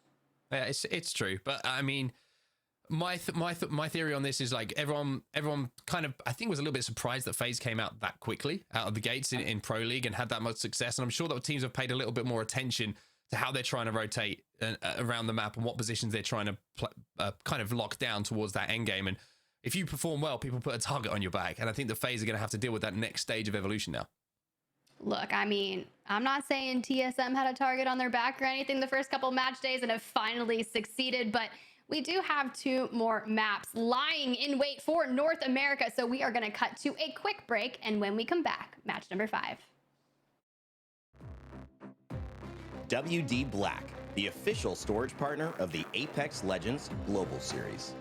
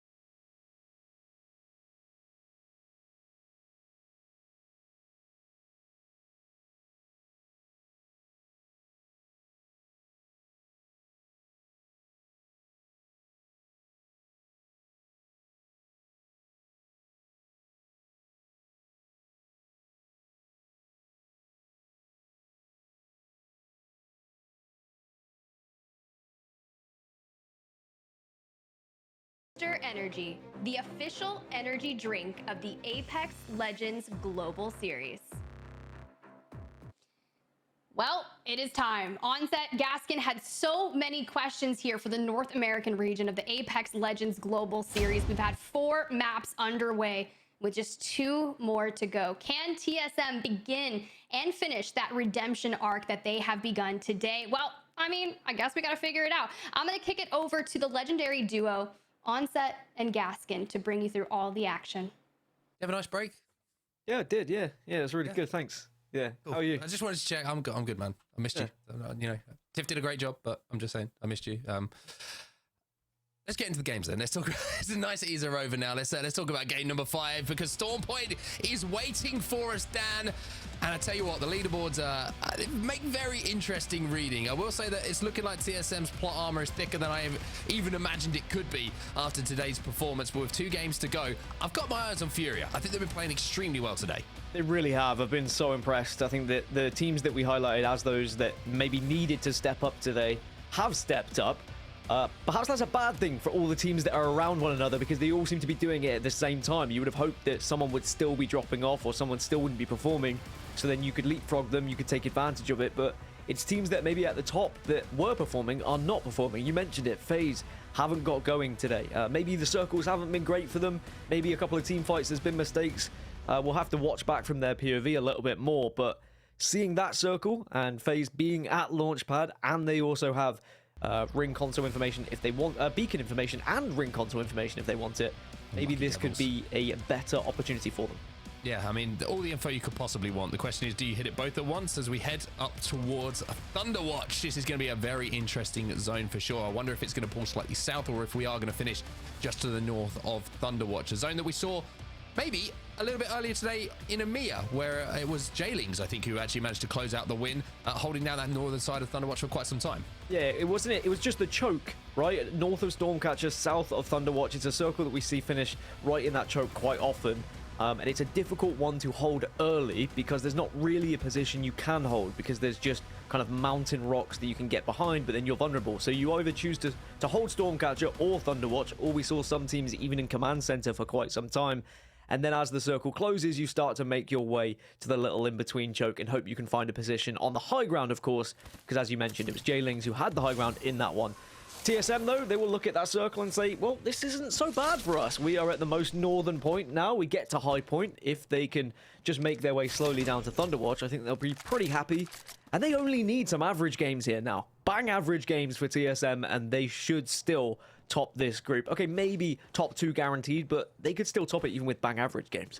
Yeah, I think topping it is imperative at this point for TSM because the extra points you're obviously going to pick up, and the fact that they're lagging behind, that means they need every single point that they can get going their way. You can see Seer, and that's going to be Reps. He's going to be heading over to get a little bit of information for them on where everybody else is on the map. But the fact that they've left so early, you can tell by the lack of attachments and even, you know, ammo. Haven't done any crafting on their way. It's all about getting to zone because they're going to have priority to it for TSM. Is a smart thing to do in the position they find themselves in. Yeah, and even though, as you say, TSM won't have ring console information, but because they've used the survey beacon, they can get a rough idea. They will see the teams that are there or thereabouts around Thunderwatch. They would have maybe noticed the patterns of where people have moved as well, because they would know, for example, Sentinels were up at High Watch, but now they have moved a little bit further. So there's going to be a lot of room for TSM to play here. High point is what I mean, obviously not High Watch, but we are going to be able to see TSM just really attack this zone from the northern side, and we'll have to see how they are going to play it. FaZe, I think we should keep eyes on FaZe this game, because it has to be this game really where they have a really good game to get themselves back into the question. I mean, I know they don't need a great week, they don't need a great round because they're so far ahead at the moment, but they won't want to drop off too far. Well, there's a little scrap going down here, and it's going to be going down a checkpoint, and we're going to have to see if there's a checkmate for one of these teams, if they can pick up those kills, and it looks like Naughty is going to be the first one to fall. It's going to be the Meat Lovers who are starting the churner once again. Funk, though, is going to fall, and there's a couple of shots going into the back from a distance, so Lanimals, even though they've gone down, and completely gone down now, Meat Lovers have got to be quick to reset here, as they're caught off guard. Meat Lovers, who have been, I would say, the surprise package, I think it's fair to say, of the Pro League so far, but there's a jump scare, but it doesn't matter. Oh, it does matter, actually, because even with 158 spray, BBB will come in and clean up the pieces. Yeah, Designful might have taken a little bit of a tickle there, but he just dusts it off and says, all right, it's fine. There's no need to worry. We were just going to make sure we thirded correctly. And yeah, for all that effort in that fight with the purple shields, not able to reset a perfect use of the Seer Q to deny the res was massive there for BBB. And these are the kind of areas that we were talking about, the choke points that are available on this eastern side of the map. If you can hold the high ground here, that means you're going to be in a better position when that circle starts to pull towards you. Sharp intake of breath you might have heard coming from me there. Phase eliminated already, and a zone that maybe they had pretty good priority for. They had everything in the POI you could have asked for, like you say. They had every single piece of information that you could have wanted available to them, and they just don't make a smart rotate and they get cut down. It's tough to see sometimes, but FaZe continuing, unfortunately, to have a little bit of a slow day as TSM now make their way right from the northern side of things inside of Thunderwatch. Now, this is a position with two teams on top of each other, which kind of takes me back to a LAN environment, Dan. It does, yeah. TSM played a circle very similar to this, of course, where they had to move east, did move east, and then won the Split 1 playoffs because of it. And they held this building that they're on for a long time in that game back on LAN, as well as Zach Meza will get the knock onto Stomps, because BBB are looking like they might try and push this advantage because the charge rifle's done the initial knock. Why not pick up the KP after? BBB looking to play aggressive on edge here, kind of liking what I'm seeing. CQ going to come in as well. They know there's a couple of players maybe looking to loop back in and around zone. Designful's going in with the portal as well to see if he can get a cheeky angle on that player before he gets around this corner. Maybe just cut him down, but it's dropping Gaming, who are running for their lives at the moment. They lost that one player, Stompy's, like you say. And Stunny's going to have to wait here and heal. You have to keep an eye on the white med. You can see he's got 2 med kits in the back. In the backpack, I say. In the back of the backpack. Maybe even the front, who knows. But TSM, not looking good for them right now as Xset make the push. They have the shield advantage. They destroy that exhibit as well, and TSM are going to have to do something special to hold off this push. Well, Xset had the player advantage. Verhulst does equal things up, and now it's Verhulst in a 1 versus 2, which he cannot win, and Xset take down TSM. So this is now a great opportunity for Xset and the rest of the lobby to catch up TSM a little bit in this game. Big win from Xset for sure. Had the armor advantage going into that. Might go an armor check as well, using that CAQ to see it was a good time to push. Forever Free Agent just kind of occupying the other side of Thunderwatch for now, and they're going to have a consistent prod battle, you would imagine, with Xset from range, if they do have any range. And of course, you can see that Shuby's got a G7 Scout, which is the perfect weapon to poke and prod across from and level up those Evo shields. But Xset on the eastern side of this building now, and should have a pretty solid place to play from. If they can deal with the team across them early, that would be extremely good for them if they get an armor check and see they may have an advantage or get a little bit of damage done. But always crossing from this position is dangerous if you don't get enough damage before you try and cross and you get cut down. Yeah, I think Xset will look at this and say, we've done enough now. We can hold this side of the building. As long as no one gets too aggressive, we can probably reside here for quite some time. And they should be able to position themselves to at least get top 10, if not even think about top 5 with where this circle is most likely going.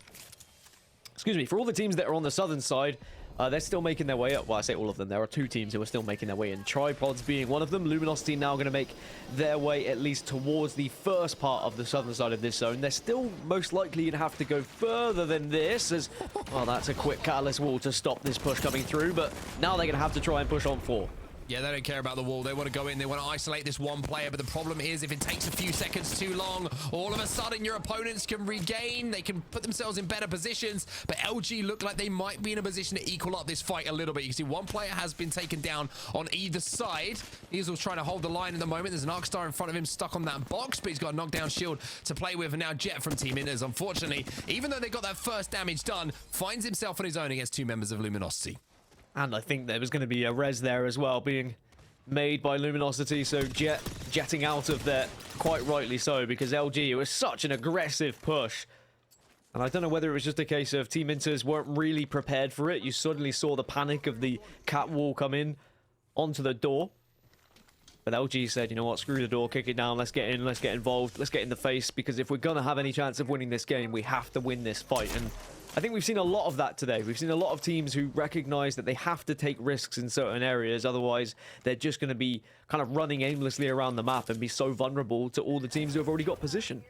Well, LG have complete control of the southern side of the zone for now. Tripods are the closest team to them, and they're about 500 yards away, so it's going to be quite some time until they maybe potentially have to engage. And We know that the zone is going to be moving north from where Luminosity do find themselves for now, but they, having picked up those KP, can kind of just make sure that they own the southern side of the zone. They can then walk in, see what's in front of them, but it's such a tough rotate uphill towards Thunderwatch. We know that, we've seen it, and that's why you're seeing so many teams wrap all the way around zone towards the north side.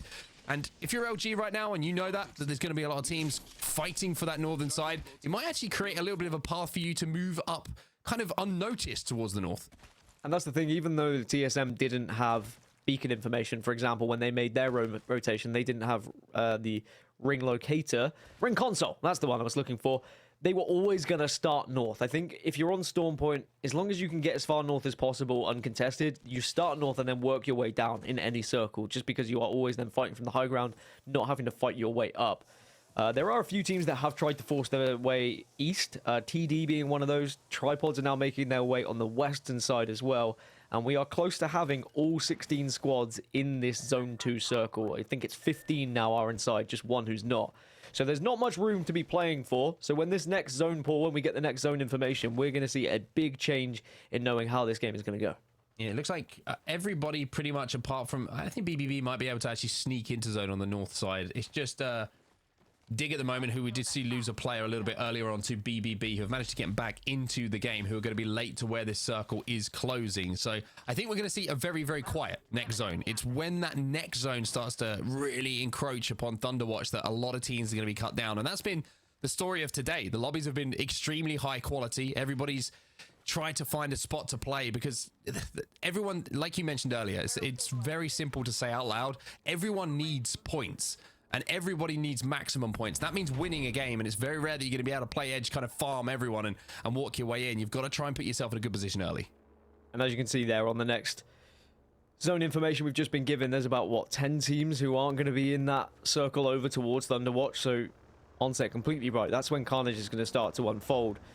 You're going to have several teams pushing from Stormcatcher. You're going to have command center teams actually making their way out. Maybe you could go for a Valkyrie ultimate just to get over teams as well, and then you've got all the teams that have come down from high point also going to be making their way in. So this is going to be very difficult, and you're completely right, a very, very similar zone to the TSM winning zone that we had back at the Split 1 playoffs, but no TSM to try and replicate. I was going to say, they ain't winning it this time. That's one thing we can't guarantee. I'm sure, to be honest, they would much rather not win this game than playoffs, finals. So, you know, swings and roundabouts, you take what you can get. But Team Diverge, they're having to move up now from the southern side of this zone, and they're going to have Senox and Slayer in front of them from SES, maybe thinking about holding them out. They're certainly watching that, and Complexity are waiting in the wings as well if this fight takes a little bit longer than they would have wanted. Team Inters have been eliminated. Unfortunately, for Paul McCartney's favourite player, Jet has finally fallen. So Team Inters will be the 5th squad to be eliminated again. It always makes me laugh, by the way, when I have to do basic math. And I'm like, even then, it takes me a pause. I'm like, okay, wait, 5, 25, yeah, 15, yeah, they're 5th. Okay, we got there. At least you're making progression. That's what matters. I'm really trying, everyone. Look, not everyone's good at everything, okay? And it's good. That's fine. I think Tiff said it earlier. You know, everyone makes mistakes, but today you've not made them. All right, your maths are okay. Just don't try and go for something a little bit heavier, because then that's when mistakes might start to kick in. But 15 squads means placement points. Everyone's got 1. At least everyone can start to look to chunk towards whatever their end goal is today. I'd say most teams have a rough amount of what they would like to achieve in a day and where they think that will take them. If they're just aiming for top 5, whether they think they're going to aim for top 3. There'll be some teams who are just happy for getting into the top 10 and picking up a certain amount of points from the day's play. But Luminosity, they have the high ground, and the exhibit goes down. They know a team's in the area. We've also got one player completely soloed out here. Flesh damage being done. It's only going to take a few more bullets for that player to fall. One team to keep your eye on as well is Sentinels. Sentinels are set up bang inside of where this zone is going to be going. So Sentinels making a really good call, RK, and putting them in a great position as TD run into Luminosity. And the Digi-threat for Jaguares is always going to be coming out on top in that kind of smoke battle. Sleepy Panda now trying to get out of there, trying to run, trying to just survive. But with 15 squads remaining and how tough this zone is going to be able to get into, Dan, with 3 players, it's going to be rough, let alone 2. I've been working on my languages. Jaguares. There you go. Oh, yeah. Yep, that's true. Yeah. Rather than it being like a jaguar, but... See, maybe I'm not into math, but I can do languages now. Anyway, Luminosity are going to be moving up a little bit further. I am really impressed, by the way, with what Luminosity have done today. When we said that they were one of the teams that maybe haven't been as good as they were in Split 1, even though they showed, you know, moments of promise, moments of being that Split 1 team who dominated Stormpoint, by the way. Luminosity were arguably the best Stormpoint team going into Split 1 playoffs just based off statistics alone. And I wonder whether we're going to start to see a little bit more of that. They do have a big old effort to get up this hill. We'll have to see how their journey goes down a little bit later, because BBB, they've managed to get one taken down. Designful has fallen, so it's down to Zach Mazer and Chaotic. Trying to just clear this northern side of zone at the moment. You can see that they've got Fury in front of them. They're trying to hold them back as well. Designful, unfortunately, will not get to participate in the rest of this game, and they're certainly not going to be able to get his banner, but Zach Mazer and Co, they're going to be able to stabilize for now. They do have a rock to play behind, but you can also see that that charge rifle is traced on them. Any kind of angle that they give is going to be taken, and the question is, are Furia going to be confident enough with zone 4 to maybe wrap this zone behind them? Do they know it's a duo? It looks like Fury going to play the safer thing here. They're just going to decide to play their side of zone. Nick Merckx in the kill feed as well, taking down another member of Dig. I'm scared of what's going to happen in about a minute and 20 seconds on set, if I'm honest with you. The kill feed is going to explode. I'm going to take a deep breath. Are probably going to explode. You might explode, in all honesty, with everything that's going to be happening. Yes, looking to try and explode onto a team as well here. Get that knock. Dropping Gaming now eliminated. Team Diverge also eliminated. They were two of the teams who were trying to move from the southern side of this zone up this treacherous hill, and SES were holding this out for quite some time. So first objective is complete for SES. They get the KP, but now they have to work their way back up. And who's going to be waiting for them? It's going to be Complexity, but they do have a little bit of space here, and they might just about be able to sneak around that corner.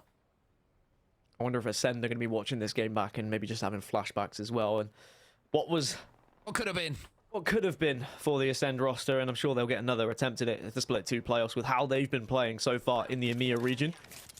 If you didn't catch all the games earlier, Ascend still looking consistent from that region. But now Tripods are going to be moving and are looking to try and play under this building. This is remote. I'm getting so many flashbacks of LAN. The amount of teams that tried to play under here and then were just griefed by everyone else who was in the area. It was so difficult to watch. But 9 seconds, this circle is going to start to close. This entire building is only going to leave a slither left, and Exet are probably the one team who has the prime position to hold on to that. But remember, TSM back at LAN, they took the high ground here on this building when this circle started to close. We'll see whether anyone does something quite similar here.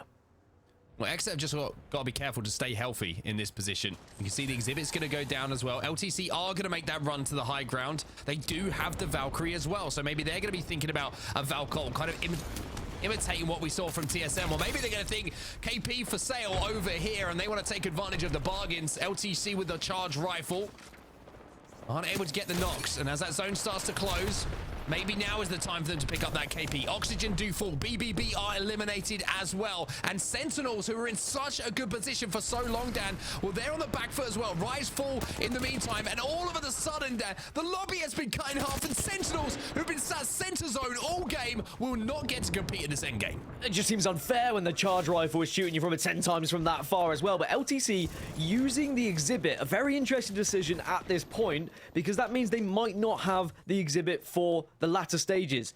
But I guess they're thinking, look, we need to stay alive. Maybe it's going to be too hard to get east and get to this next zone. As Luminosity, still going by foot, have found their way into this next circle. 7 squads left. Native were the last one to be eliminated. Luminosity at full reds and are looking up towards this building, hoping that maybe they don't get focused here. And you can see the rapid pings of saying, this is where we probably could play. This is maybe where we have to play. But at the moment for LG, it's about just avoiding this charge rifle from Sang, because he has been an absolute nuisance as he hits again for another 24.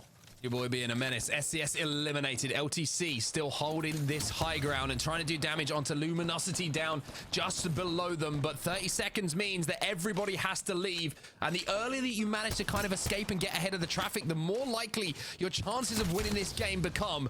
One of those teams inside the building still is Exet. Do they play for KP? Do they try and win this game?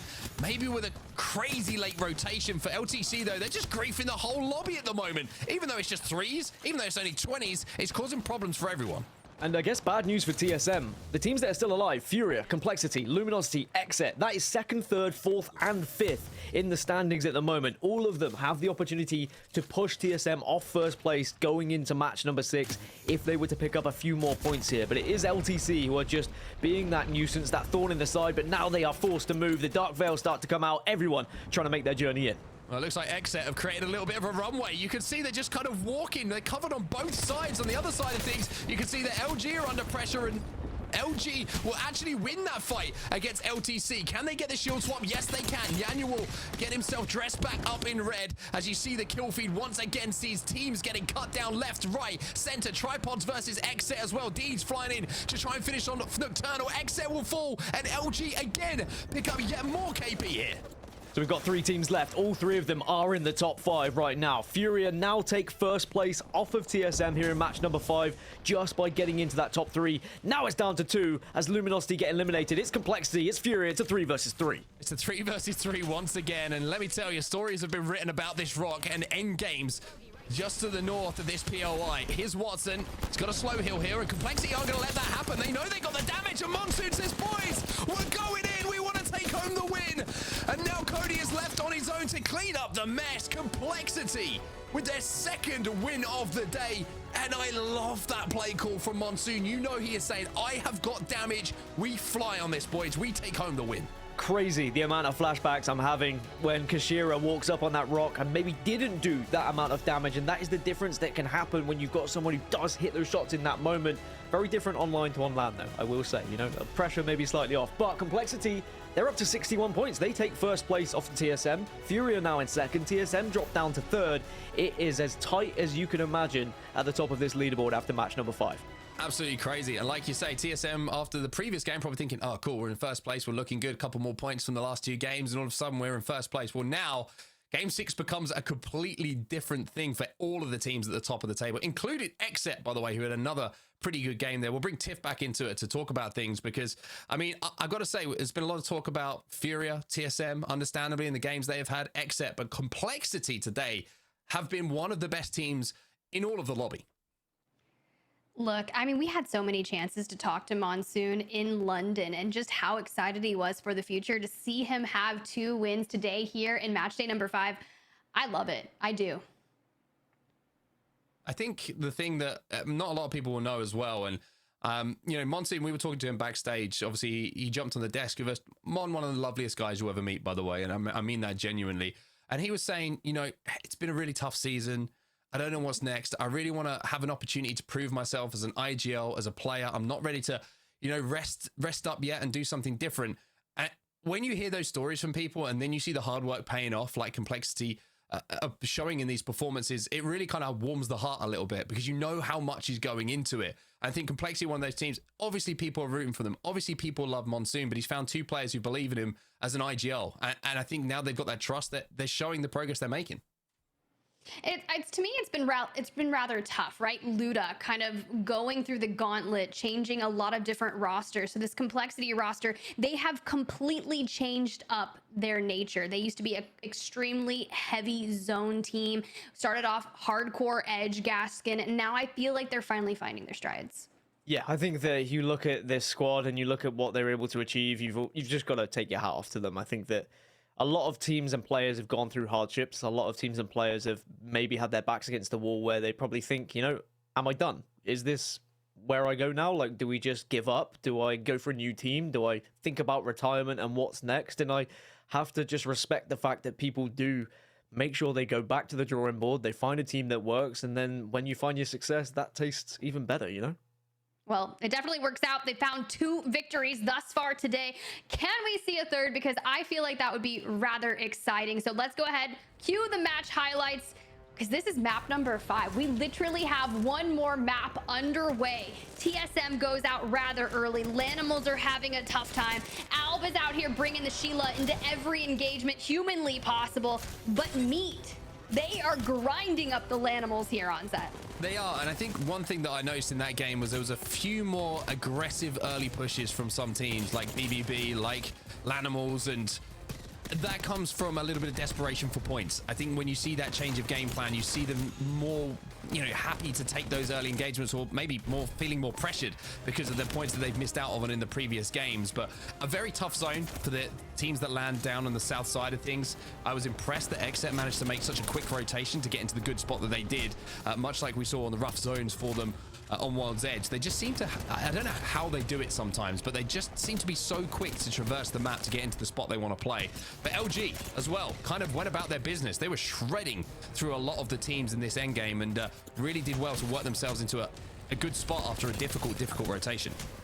Look, and it was Monsoon being that entry fragging self, making the calls on the play, and then just full sending it with no doubt in their mind, and it paid off because they took the victory. But not only that, they did it in an absolute dominating fashion. 13 eliminations, 25 total points on their second win of the day. But granted, yes, good job, Furia. I see you there. But Luminosity, another one of those bubble teams, Gaskin, that needed to have stellar performances on the day. 12 eliminations. Honestly, it was crazy going into that final circle. 4 of the 5 teams that were there were in the top 5 of the overall standards. The consistency we've seen today from these teams who needed to show it has been incredible to watch. When your back is up against the wall and you are forced to have a good round, it's crazy what it can do to your mentality and to some of your decisions in those moments. But that's the second half of the leaderboard. BBB still got 4 kills, but unfortunately couldn't get those placements. And because the kills were kind of so heavily farmed by the top teams, it means the lower half of this leaderboard is pretty dull when it comes to points scored. I mean, there were 2 teams in particular that held double-digit eliminations, so I'm curious to see how that shakes up the series results. Wow. Complexity. This is the day that they have asked for. Now reigning supreme, 61 points with 1 game left. Can they hold on to it? Furia just kind of looking to close the gap, 5 points shy, and then just below them, Luminosity 1 point away from TSM, and then an 11-point gap between 4th and 5th. This is going to be one of the gnarliest game 6s I have ever seen. I mean, coming into today, Complexity were sat in 13th outside of those qualification spots. Furia 16th, TSM 18th. You go down to LG 23rd. All 4 of those teams were outside of the qualification spaces for the next LAN for playoffs. If, you know, the games were to finish there and then. The difference now between finishing 3rd and 4th for those teams is immense. Like, it might not sound much in the leaderboards, but the amount of points that you're allocated for those placements is such a difference between 1st and 4th. This is one of the biggest game 6s I think we're going to see this season, because it can completely change how happy a team is when it's all said and done and they fired their final bullet, or how frustrated or missing out on an opportunity they're going to be. Well, I mean, one of the biggest game 6s. I'm excited. I'm ready. But before that, we're going to cut to a quick break. So you just have to wait a little bit longer, but hold on tight, grab some popcorn, get some hydration, because I know you guys are all sweating it out.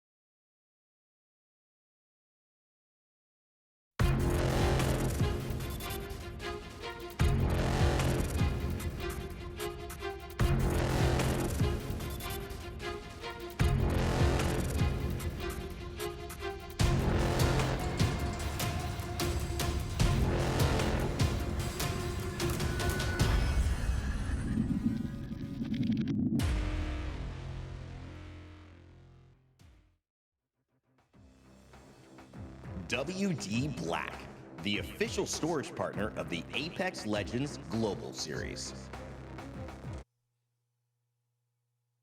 Welcome back, everybody, to one of the most important game 6s I think we're going to see in quite some time. It has been a topsy-turvy day with the leaderboards, and I feel like this game is going to separate the legends from those who are going to be left as a footnote, Dan, because this is where the pressure could not be higher on these teams to perform. The top 4 is so close. The top 5 is so close, but the difference in 1st and 5th for those teams who are in that conversation, it could be season defining for them. Yeah, I mean, I think you're talking, it could be the difference between playoffs or not when it all comes down to it. Like, if you can get a 25-pointer from any of these match weeks, you really are giving yourself the best of chances of getting to playoffs. I think that most teams who win a match week, or sorry, a match day, should realistically be able to bounce off that, have that momentum, and get to land because of it. It's not a guarantee, but it's just the likelihood because it's such a stark difference, as you say, from that first place when you start to barrel it down to second and onward. What's crazy to me is the consistency we're seeing from the teams who are in the top 5. The fact that it was that close, 4 of the top 5 teams being in the top 5 of the overall standings. If we were to see something like that again, I mean, I'm going to have to get my calculators out and start doing maths, and I'm probably going to have my brain explode as I'll try and keep on top of it. But that's what I live for, right? That's what makes Apex so exciting in these moments when we're trying to work out who's going to be finishing first, who needs to get that extra bit of KP, who needs to get that extra placement. Match 6 is about to be underway. And I tell you what, Stormpoint has provided so much entertainment today, and I can guarantee you we've got more coming up. Oh, we've got plenty more coming your way. It's the final match of today in the Apex Legends Global Series. North America has been nothing short of superb, but there is nowhere near an ending to the story. We have so many things to find out, to sort out, and we're going to see who separates themselves as some of the best in the world in just one game of Apex Legends. Now, what's the most important thing we want to see when this map pops up as the teams take their way down into Stormpoint? That zone, Dan. It could be season defining. It's crazy to say because we've got 4 days left, but it really could be. It really could be. I mean, it sounds odd to be saying it this early, but we know full well how big the points difference could be. And okay, so it's a pretty fair circle, I'd say, for the majority of the map, somewhat central. So it's not going to be like a far northern zone or a far southwest zone or a far southeast zone. Everyone's going to have to fight pretty hard. But in terms of the POIs that are going to be there, okay, that's a different kind of circle. That is going to be a shift over towards checkpoint. So maybe it is going to be slightly northwest. Does favor the likes of Meat, obviously, who are going to be dropping at checkpoint. And one for Xset, actually. We've not seen too many close circles for Xset today. This could arguably want to be one of their best zone pools. This is going to be a tough one for a lot of teams, though, just because of the chokes that surround checkpoint. I mean, you're looking at the POI, you're looking at where that zone's going.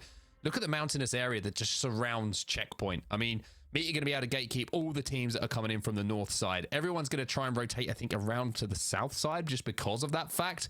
And it's certainly going to be a nervy one. I think we're going to see some desperate Valcolts maybe towards the end game. We're going to see some teams having to take 3v3 engagements where there's always going to be third parties in and around. And I tell you what, Dan, it's a deadly zone for our final game here. You are going to have to work. If you want to call yourself a winner today, you want to take home that first place, you are going to have to work as hard as you could be asked to. Yeah, it's not going to be gifted to you here. That is for sure. And we're starting to see more of a solid baseline for legend selection as well. It usually happens when you get to match number 6. I mean, Seer at 18 picks, a 90% pick rate. I think that's guaranteed now at this point. It's not quite the 100% we had the other week. And Valkyrie, we've got an 80% pick rate on her. So for the most part, it's Seer and Valkyrie plus whatever your flex is. Is it going to be Catalyst? Is it a Bangalore? Are you going to throw a Wraith in there? Everyone seems to be trying something a little bit different, and it all comes down to your playstyles and what is going to work for you. With a zone like this, I mean, you could argue a Wraith could really help get you through one of those chokes, but because you've got the Valkyrie, at least you've always got that kind of plan B. You've got that panic button that you can hit if things aren't going well. Well, TSM, obviously going to be a team that we have to keep our eyes on for so many reasons we've explained today. I don't have to go through them once again, but this is potentially a season-defining game for them. The good news for them, they do have a crafter at their POI, so they can manage to level up those evos without taking too much of a worrisome trip towards a fight that they have to kind of try and take from distance and do some poke damage. It's going to be difficult for them to get prior to that zone for sure, but Dropping Gaming, who have had a little bit of a slow day so far, well, they've spotted out Lattimores and they've done some good damage on the crosshair.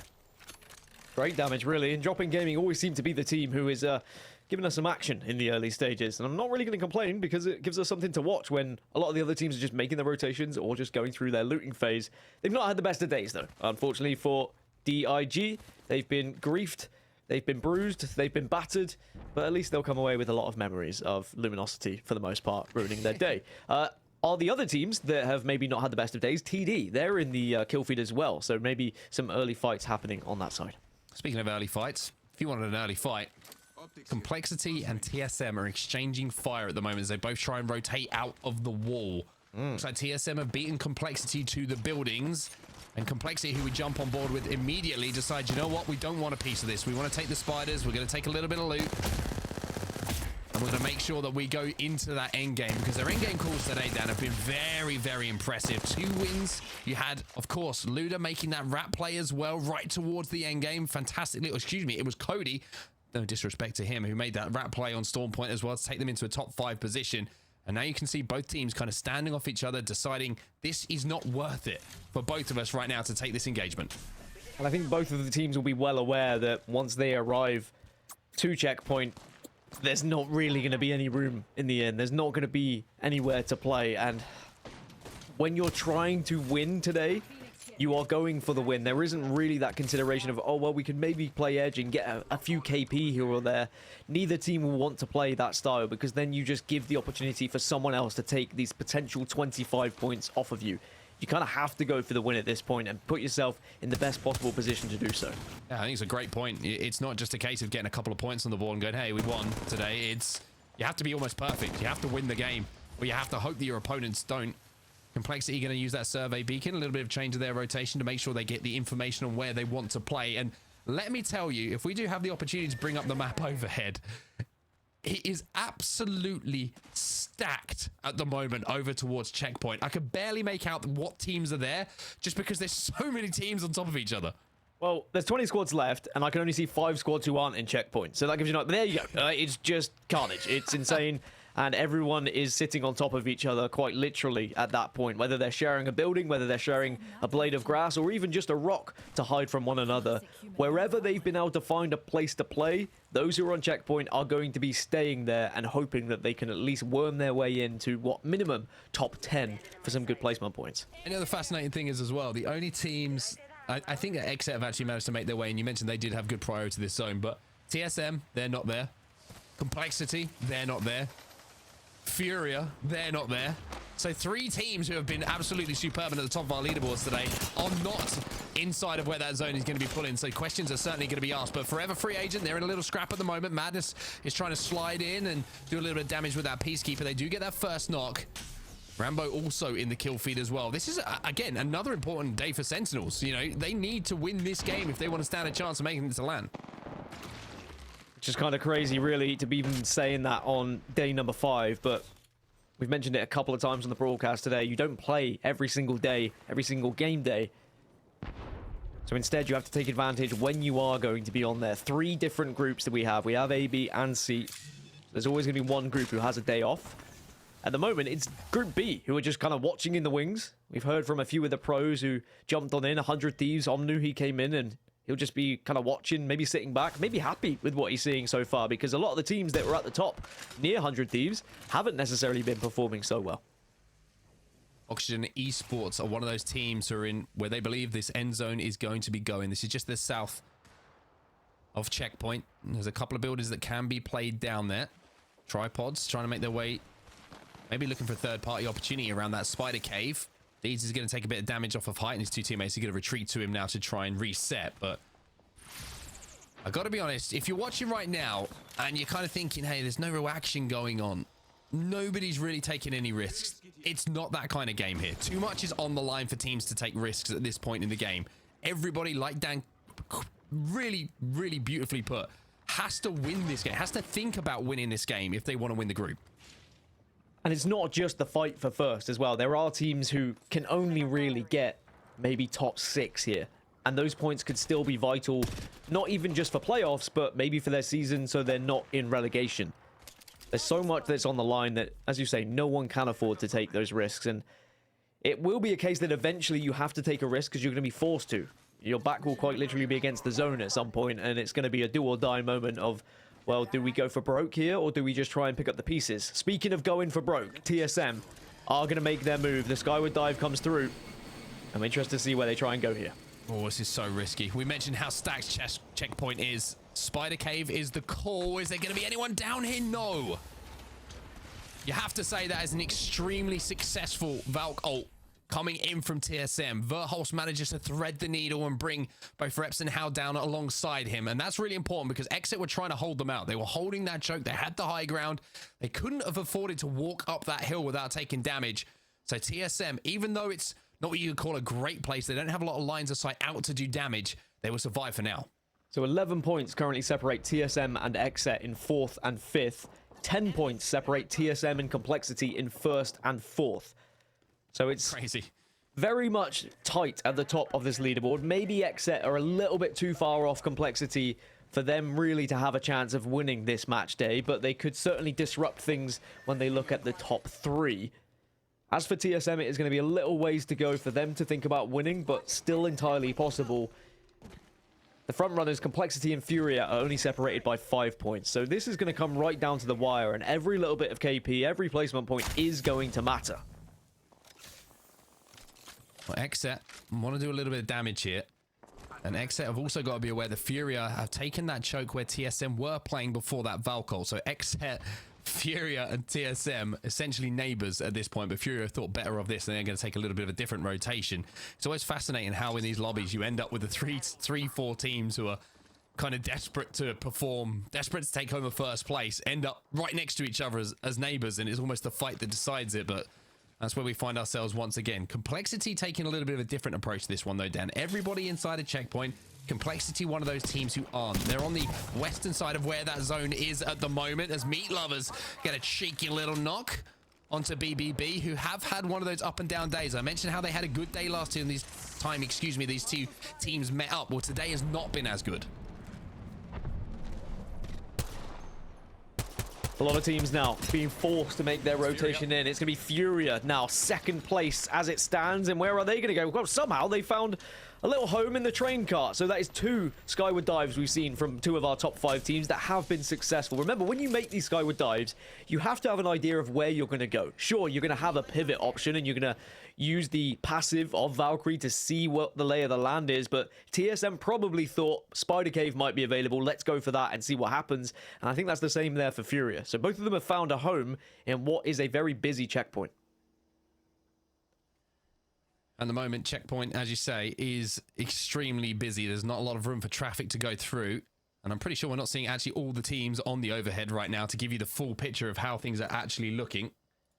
There certainly are more teams in the vicinity. Some of them have actually moved away from checkpoint a little bit here. Lanimals, they're down on the eastern choke, just to the south. You've got Oxygen down outside of Stormpoint as well. Outside of checkpoint.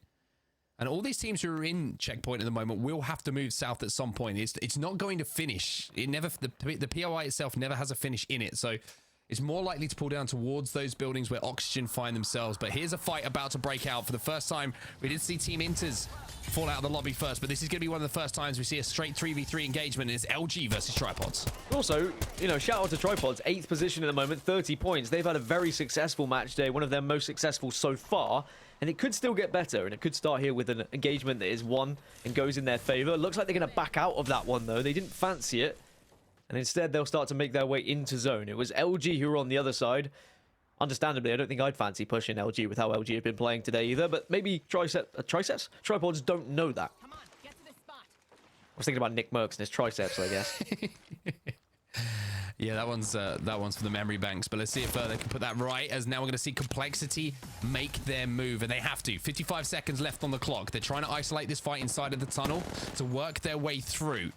No big damage being done for now. Want to make sure they're healthy before they do have to make this push. A couple of shots connecting with this wingman, though, Dan, and all of a sudden the push will be on. We saw how Monsoon committed to that fight in the endgame last time. They're not afraid to close that gap if they get the damage done. Just a matter of getting rid of anything that might be a nuisance when you do push in. As long as you can keep on top of it. You just need Luda really to connect with a couple of headshots with that wingman, and we can see how different that can change a fight. How much of a fight can be changed by hitting those shots, should I say. But Complexity still in first place as it stands. Tripods still being hunted by LG, and maybe this could be the ends of Tripods' day, as LG have found an angle. Yeah, Deeds is going to be last alive here. It looks like this will be the end of the day, which has been a much improved day from Tripods. Luminosity just trying to move in, finish off the final participants, although it looks like that won't be the final participants. It looks like Nick Merckx has managed to escape for now, as we still have 19 squads in the lobby. Yanya trying to force a way in, and LG trying to force a way in as well. And Complexity, by the way, they're looking to oob someone right now. They're looking to really cause some problems for a team, and they're going to land up on this God Rock. and they're going to have to think about moving and a quick rotation. Maybe it's going to be the Valcolt, but are they healthy enough to hit this? Do they have it available? The answer is no. 14% for Luda on that Valcolt, and now Complexity are going to have to bulldoze their way through. They're going to have to bully, or maybe they're just going to be little snakes in the grass as they try and catch this team off guard. Maybe there's an ultimate accelerant that can change things, and perhaps they can just all over, but this could be the third parties of all third parties. Complexity are going to get chunked away. They have to go soon, and they're going to send it in now. Zone is causing problems for all of these teams. It's really going to hurt. You see the exhibits going down. Complexity know that they have to make something happen here. Maybe they left it too late on this rotation. The zone is going to take victims, but no, Monsoon somehow survives. FaZe eliminated, Complexity eliminated, as well as LG, and it's LTC Esports who take out all of these big names as they try and force their way in. And I kind of tried to highlight to everyone at home what a rough zone this is to rotate into. That's a great example. 4 teams trying to force their way through the same choke just to survive. But it looks to me like Complexity maybe just weren't able to get over the area they wanted to get. And unfortunately, they fell into a pretty rough position. That does mean Complexity will finish their day on 64 points. They do, however, on set, still have an 8-point lead over Furia in second place. So that is still a gap, right? They are still going to make Furia work for this one. As for LTC, what a day they've had. They're in 7th place, 33 points. They're only 1 point away from 6th. They're only 7 points away from a top 5. Very impressive last few games. It has been on Storm Point for them. Yeah, certainly have. A team that's just impressed me full stop. There's a lot of talk about them coming into this season, saying they're a team that certainly stood out on their way towards the Pro League, and they're starting to prove it a little bit now. Always involved in good positions.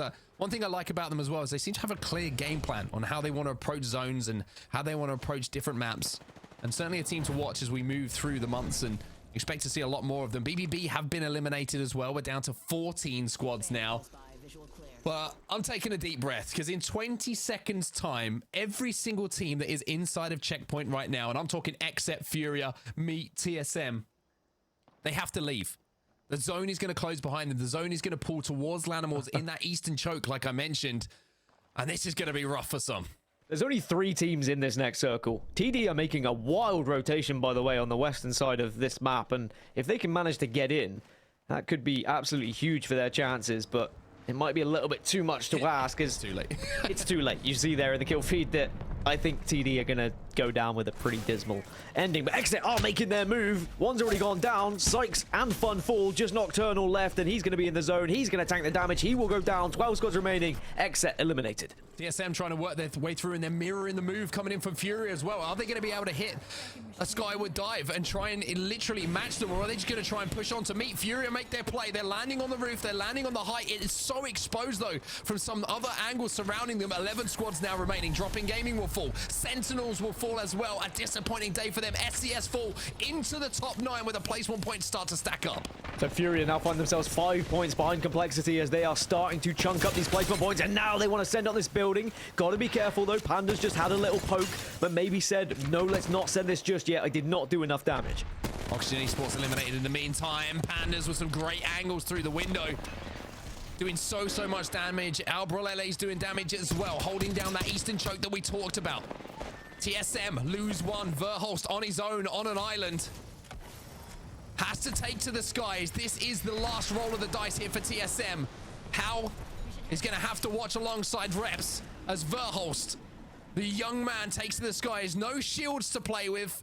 Here's Watson has proved you can get to Masters without them. But can Verholst do something here for TSM that almost feels unbelievable? I mean, 1 placement point could be a huge difference here for TSM. They are 1 point behind Luminosity, who are in 3rd right now, but it doesn't look like it's going to arrive. Verholst goes down, so TSM cannot finish higher than 4th place today. It's still good points, but is it enough when they definitely had it within their grasp of getting a big, chunky amount of points in today's match day? We're still looking at Furia, though. They're 4 points behind Complexity, and it is very much a possibility they could steal this one right to the death. Furia. Sounds 60 points. Looking to add some more KP and some more placement points for sure. Here's Watson trying to do what he's done so well today, which is not be afraid to take space, to take a few angles and see if he can influence some other teams to pinch together, to do damage and create carnage across the map so his team can survive. And here's another example of it. You can see he wants to swing a little bit wider. He's still aware that maybe there's a team inside of that building, but Zeratricky has gone down, which is just going to slow down the moves now from Furia. Also, the res get cancelled, and Complexity might hold on if Furia cannot survive here. Furia get the res. They get back up. Zeratricky, though, does he get a chance to reset? Doesn't look like it. Maybe a back could come off. Dark Veil comes down, and Furia just trying to stay alive here, just trying to escape. They just need placement points, but his Watson's the last player remaining. It's not going to happen. Furia will be eliminated. Furia out of the lobby, and we're down to 5 now. Forever free agent. Just surviving, just hoping that they can force their way up the leaderboards as well. Reptile will not be taking part in this game, though. It's down to the last 2 there.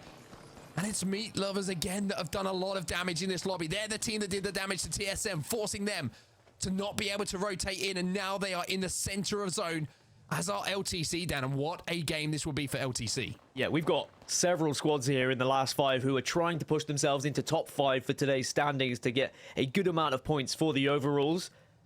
LTC, 7th at the moment on 36. They're only 1 point behind Oxygen and only 4 points behind Xset. Lanimals also on 33 points. They're only 7 behind Xset. So, you know, you can start to see a top 5 push from anyone who finds a victory here, but it is not going to be easily achievable. With 5 squads remaining, there's so much of this final circle that is being covered. If you make one wrong step, you are going to be punished by someone. Well, Meat Lovers kind of control the zone at the moment. You can see they have the high ground. They're also pretty safe for quite some time. However, you're going to see Native maybe try and cause a few problems for them, as our Madness and Co down on that low ground. LTC also looking to swing. I'm pretty sure that Tech had a Kraber if I wasn't mistaken, but forget the Kraber. We've got the ultimate coming out now. The Sheila is in the hands of Albrelele, and he's looking to carve a path now for Lanimals. It's a great opportunity for Lanimals, having the rampart available, being able to create the extra obstacles that you can hide behind, getting those walls down, but now they know there's a team that is very much weak below them, so they want to get involved. LTC eliminated. Great push coming in there from Lanimals, and now they have a little place to play. They can wait for other teams to influence how this game is going to end, and Tech can certainly do that with the big stick right now. He's got 4 bullets to play with, 2 in the chamber as well, but can't connect with a no-scope. Native Gaming going to fall. 122 spray with that R99 is going to create some carnage, but the smokes are a problem, and it's all Lanimals now as they move in these final moments, and Albrelele with his R99 has been going wild. Not only did it destroy the crypto drone, but also destroys the team below them, and it looks like it's only one last remaining player. Lanimals maybe give themselves the best opportunity to play at LAN with a big finisher to push themselves up the leaderboards here. It may only be match number 5, but points were essential for so many teams.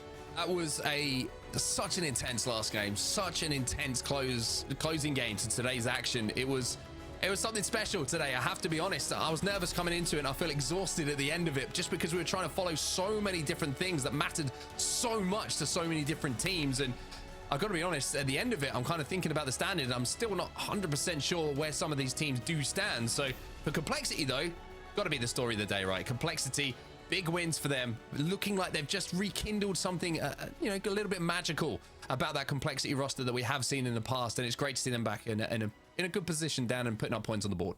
Yeah, they were first going into it, and because we saw all the teams around them also fall and not get far enough, Complexity will be our winners this week. Furia were not able to do enough to catch up. And you pointed it out, you were like, we've got all these teams who were in checkpoint, but wait a second, we've got 5 teams. Oh, they're in first, they're in second, they're in third. They all had to struggle to try and find their way into that circle. But as for Lanimals, they pushed themselves into the top 5 with that victory. That is massive when you talk about their chances and how many points they needed to get and how much points they need to get as they move forward to think about getting to playoffs. We'll bring Tiff back in because the games are done, but we've certainly got some points to discuss. But Lanimals with what felt like a savior to their day without winning that last game. Yeah, they came into this game 12th place overall. It's rather tough, right? It's a dire situation when you are looking to find yourself with a shot at Split 2 playoffs. 22 points. Then they come out and they win their 2nd game ever in Split 2 Pro League in such a dominating fashion. First off, that's impeccable. That's what you need to do. We had a lot of teams that we were having giant question marks by their names, and we were kind of like, this is make or break. This is do or die. You need to stand up, fight for yourself. And Lanimals coming out on top at the end, it was nice. Yeah, I was impressed by them. I think the last push they made, I think it was onto LTC. They took that big fight, as we like to kind of coin it, that is the riskiest fight. But if you come out on top of it, you're usually in a position to win the game. But I got to give a shout out to Albrelelli. There's something, you know, when Alb catches fire, it's just like poetry in apex form. Like the R9, the sprays, he wasn't missing a bullet. The confidence, you saw, he's like, you could tell the comms were like, there's one player left. And before the sentence had even been finished, Alb was already flying off the rock with the R9 in his hand saying, I'll handle this. Don't worry. I've got it sorted. And it's great to see, you know, players with so much history making these big plays in endgame. And it also just shows how tough it is to win a game now in North America. It's pretty ridiculous. It's also one of those days where I kind of wish we could hear those comms, right? Because we don't get to hear them unless we're listening. So I'm just like trying to imagine specifically what they're saying. So in my ears, especially that really scary Valkyrie that we watched Verholst take to the skies to do that. My heart, I'm sitting there holding my breath. I'm like, just please, he doesn't have any shields. He lands, he's a literal sliver of health. Just no one, let him get down, let him hit a bat, just let him exist for a little bit longer in this end game. But unfortunately, it didn't happen. We're going to queue up some highlights for you to watch, but there were a lot of moments when I was kind of checking into the broadcast that you guys were absolutely slaying, by the way. And at one point, Gaskin, TSM looked like they had some kind of trials lying in front of them when they were making that final rotation in. They had Xset to their right in checkpoint, Meat in front of them, Tech, that final boss that TSM had to get through. And as soon as I saw Zainu take down Hal in the elimination beat, I was like, oh brother. Yeah, I think that TSM had a really rough rotation, as did a lot of teams actually, after they had to go for the risky Skyward dive. TSM comes so close to finishing in top 3, only 1 point behind Luminosity in the end. If Verholst had have survived just for 1 extra placement point, then that could have been the difference for maybe points to give them the real opportunity of LAN. Have TSM done enough today to kind of give us the confidence that they can get into one of those top 10, top 11 positions for LAN spots? I guess that will remain to be seen when we look at the overall standings, but that's the results. It's a 13 kill game for Lanimals that, as I said, pushed them into that top 5. And also shout out Meat Lovers, a big old game for them as well. I mean, 26 eliminations between 2 teams, that's over a third of the lobby. It's kind of nuts. So good job to Lanimals and Meat Lovers. Forever Free Agent making a stand at one point, kind of hiding underneath a building south of checkpoint, being like, hey, we're just a duo, please let us live. But I mean, let's jump on over to the back half. TSM in 7th, Oxygen in 8th, and Onset. Talk to me about this, because the first thing I look at when I see this is it's not Complexity. They've had an amazing day. Just FaZe. Complexity did enough. FaZe, though, day to forget, but you're, like you say, still a new team, still trying to work things out, had a great start, and the fact that they have had a great start means that this kind of day, as disappointing as it is, doesn't, you know, completely throw things in the bin for them. They've done a lot of work to get points on the board up until this point. And speaking of results, Complexity, Dan's maths, check out once again. Never to be questioned. 64 points on top of the table. TSM, a couple of points. 1 more point though, they would have maybe taken that 3rd place away with wins. But LG, I mean, somewhere along the way on those games, the big KP games they were putting up forces them up into 3rd place.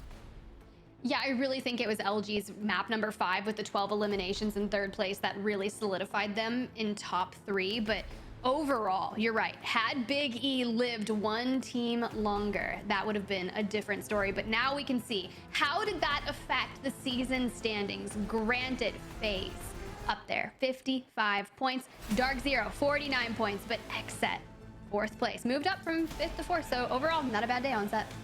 Not a bad day at all. And I want to see the interesting spots, shall we say, on the next page, because we can see the top 10. If it finished right now, that's who would be going through to land. But this is the chasing pack, and look how tight it is. Dan, I mean, 30, 29, 26, 26, 25, 24, 24, 22, 20. It is not done for any of these teams yet. Yeah, and you can see how the difference would have been made, you know, if it's just a 3rd place for TSM, or if they'd been able to hold on for 1st throughout that day as well. Luminosity, boy, did they need some points to put themselves a little bit further up when it comes to the points. Also kind of crazy that FaZe also still top, despite the fact they've just had the day they've had. That's why when they had those amazing match days, we were kind of saying, well, FaZe are probably already qualified for playoffs anyway, and you can see why. Even with a day like today, they're still top of the table, which is kind of insane. I mean, they did exactly what they had to do. we talked about it earlier. Look, people have bad days. You just GG, go next. You bounce back in the next match day. But it's complexity that took the overall victory here today. And one of my favorite segments that we get to do every broadcast is shine some light on individual players that deserve that extra spotlight. So I'm excited to join that discussion for your Monster Energy MVP nominations. All right, boys, you know the drill. I'm going to start it off with you, Onset.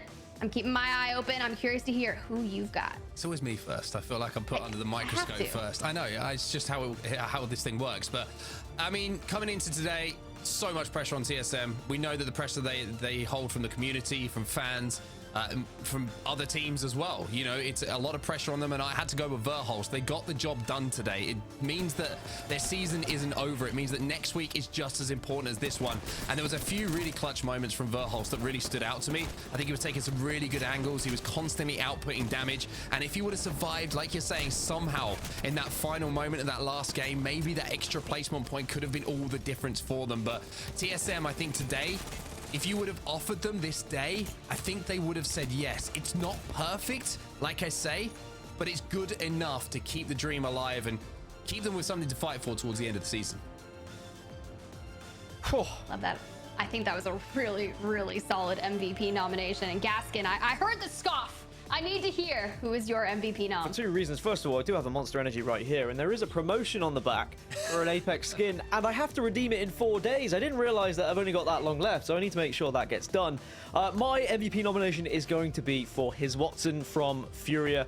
I think I've given Furia a hard time throughout the start of this season, and maybe quite rightly so, because Split won one of the best teams that we've seen, or certainly back in the previous season, should I say, rather than Split 1. And then they dropped off a little bit when we had meta changes and we asked questions, are we ever going to see the Furia of old? Well, his Watson has led the charge. He has proved that it doesn't matter what meta we see these guys in, they can adapt, they can find a way. And some of the stuff he was doing today, some of the shots he was hitting, some of the positions, the angles he was taking, I couldn't say enough good things about him. He is a character. I think he is very much needed in this community, and he's going to be my MVP nomination for the day.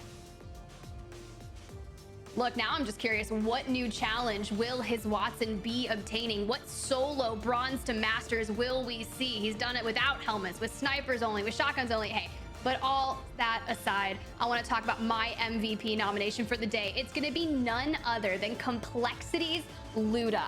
Look, we had so many questions that we were asking, and Complexity stood up and answered that in the form of Luda, who, by the way, I mentioned earlier on the broadcast, has had one of the gnarliest journeys to having a solidified team. A brief stint on tripods, joining MPS, going to London with ESA. Cody, as a sub on that team, have found and united themselves alongside Monsoon's IGL and have found so much success here. You look at the kills overall in the day, Luda's in third, but not only that, I really want to give an honorable mention to Cody, who has had 10 eliminations, 11 assists on the day. That's 21 kill participations.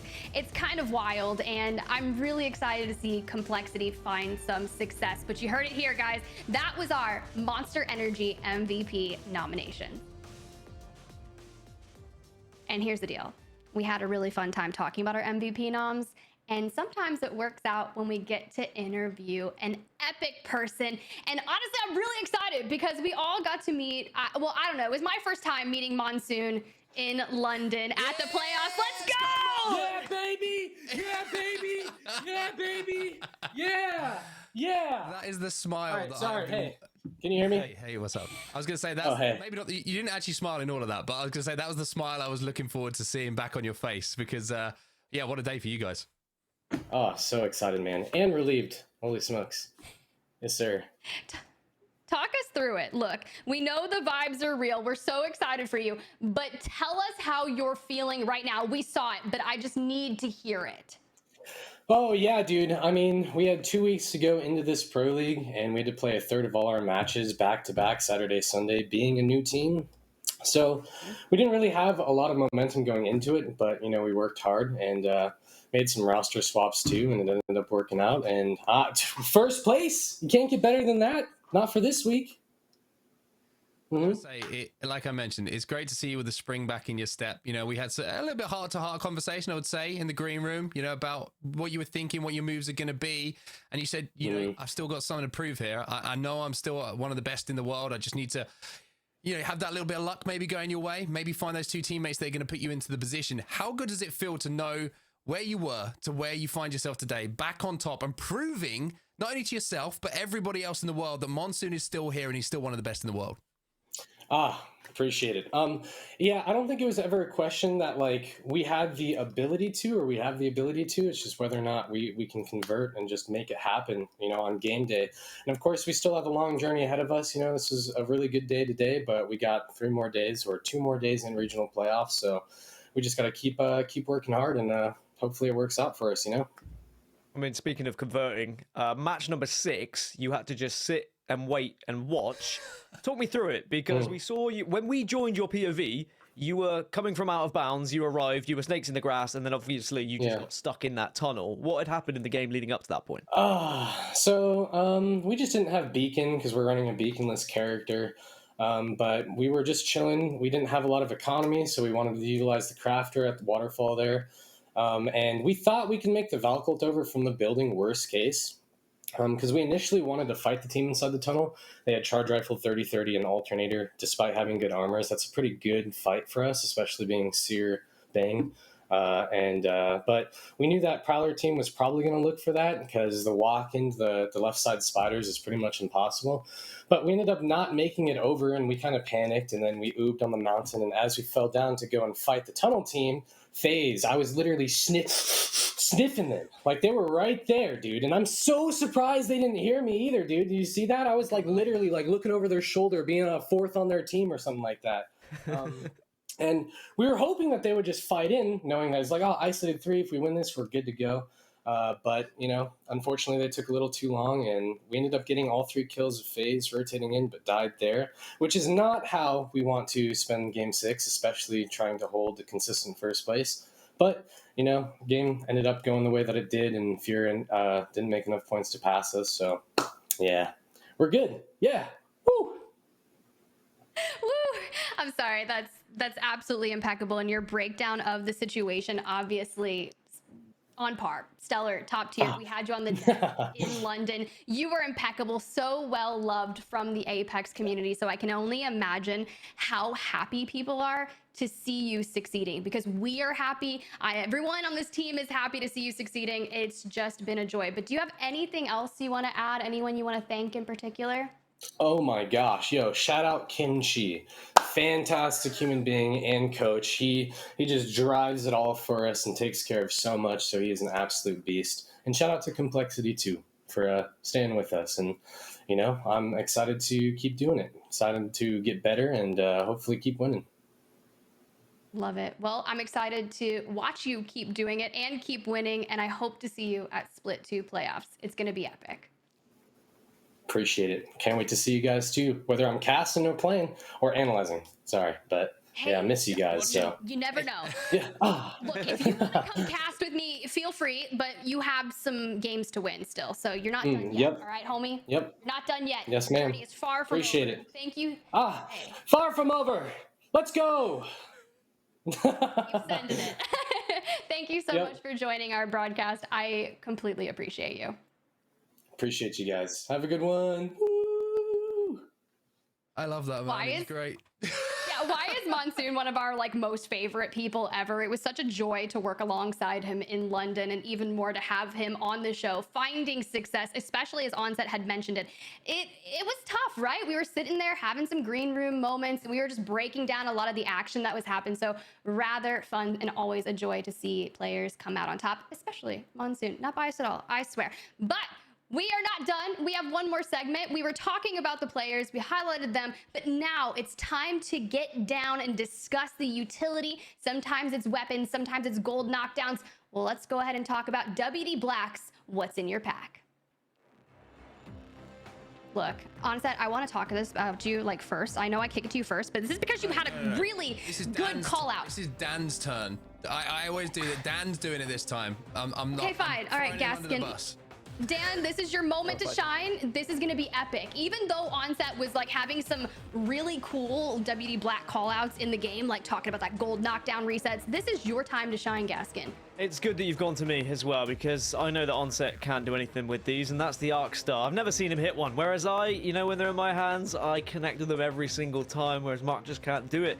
If you have an Arc Star and you connect with them, you should be winning that engagement, even with nerfs that came through. The amount of impact damage and the explosion damage that it does, and also slowing, just means that you are going to have one of the best fights after, and there's nothing more satisfying than hitting an Arc Star. And of course, I joke, Mark hits Arc Stars all the time because I'm the one who pushes the damage to make sure that we finish the fights. But yeah, always got to make sure you've got some in your hands. And actually, one thing that when I play with Onset, he always points out, hey, we need grenades, we need to have Arc Stars because they are so important. They can really change the tide. And Mark has made sure to drill that into me when we've been playing, haven't you, Mark? Yeah.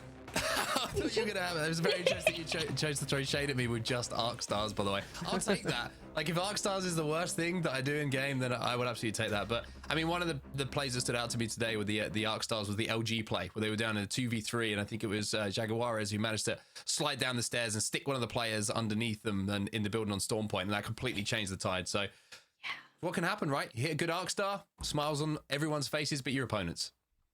Look, anytime I get a rogue Arc Star and it sticks someone, I am just absolutely living in a moment. It's the best thing you can possibly do. But that's all they wrote for WD Black's What's in Your Pack.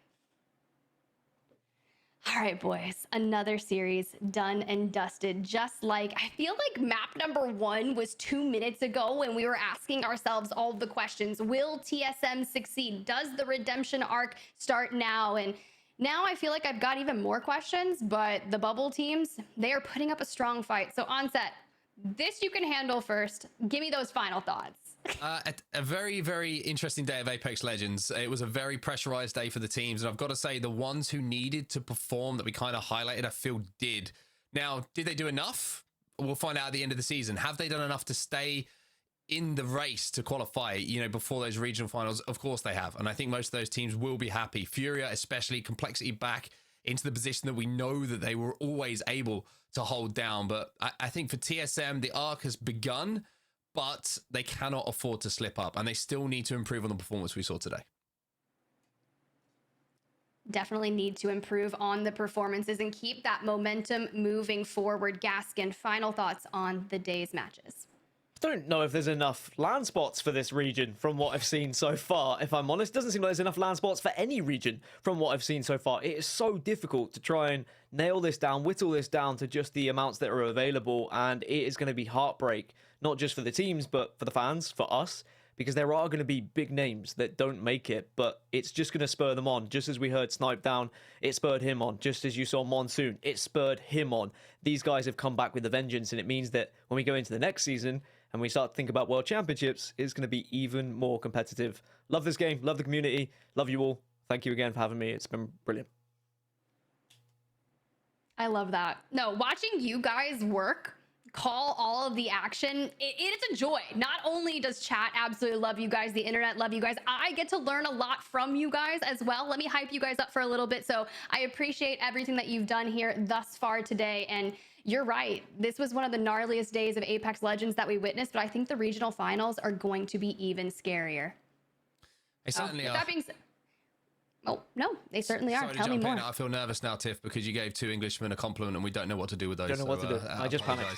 Honestly. It's kind of like I don't know what to do with my hands, a little Ricky Bobby edition. No, I mean, it's fine. I'll do it again. You guys absolutely killed it. You deserve a break. You deserve a break. Have a great night. I love you guys.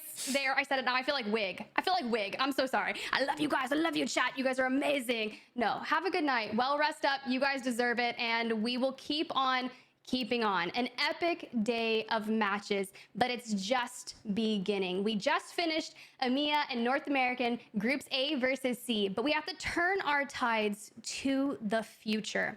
B versus C will be that next matchup. We are going to have, I believe, a 1-week break, but on match day number 6, happening on Sunday, April 9th, look forward to it because EMEA will be back in action. And all the questions that we've been asking for the bubble teams will be reuniting. Fire Beavers coming back loud and proud to the screen. I'm sure everyone is waiting. They are so interesting to watch, and I can't imagine to see them facing up against the likes of Aurora and just the action.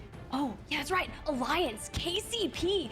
Group B in EMEA is kind of wild. I'm excited to see. 100 Thieves will also be joining us back in action. We talked to Onmu today, so guys, get ready. We do have a little bit of a hiatus. By that, I mean just a few days, but before that, all these teams are going to be scrimming, so make sure you keep your eyes out and open for any kind of little changes or strats that the teams are going to be looking to enact. And before we leave here, please make sure you check out @PlayApex Esports on Twitter and YouTube. And once again, guys, we celebrated 1 million followers on Twitch today, so congratulations to the Apex channel. And next off, guys, thank you so much to everyone that is watching. Genuinely, the Apex community could not be anywhere without the fans and the dedication that all of you guys are doing, the power rankings, everyone that's chiming in with all the analysis that I get to read. It's really been a joy. But that's all for me. Until next time, I'll see you guys then.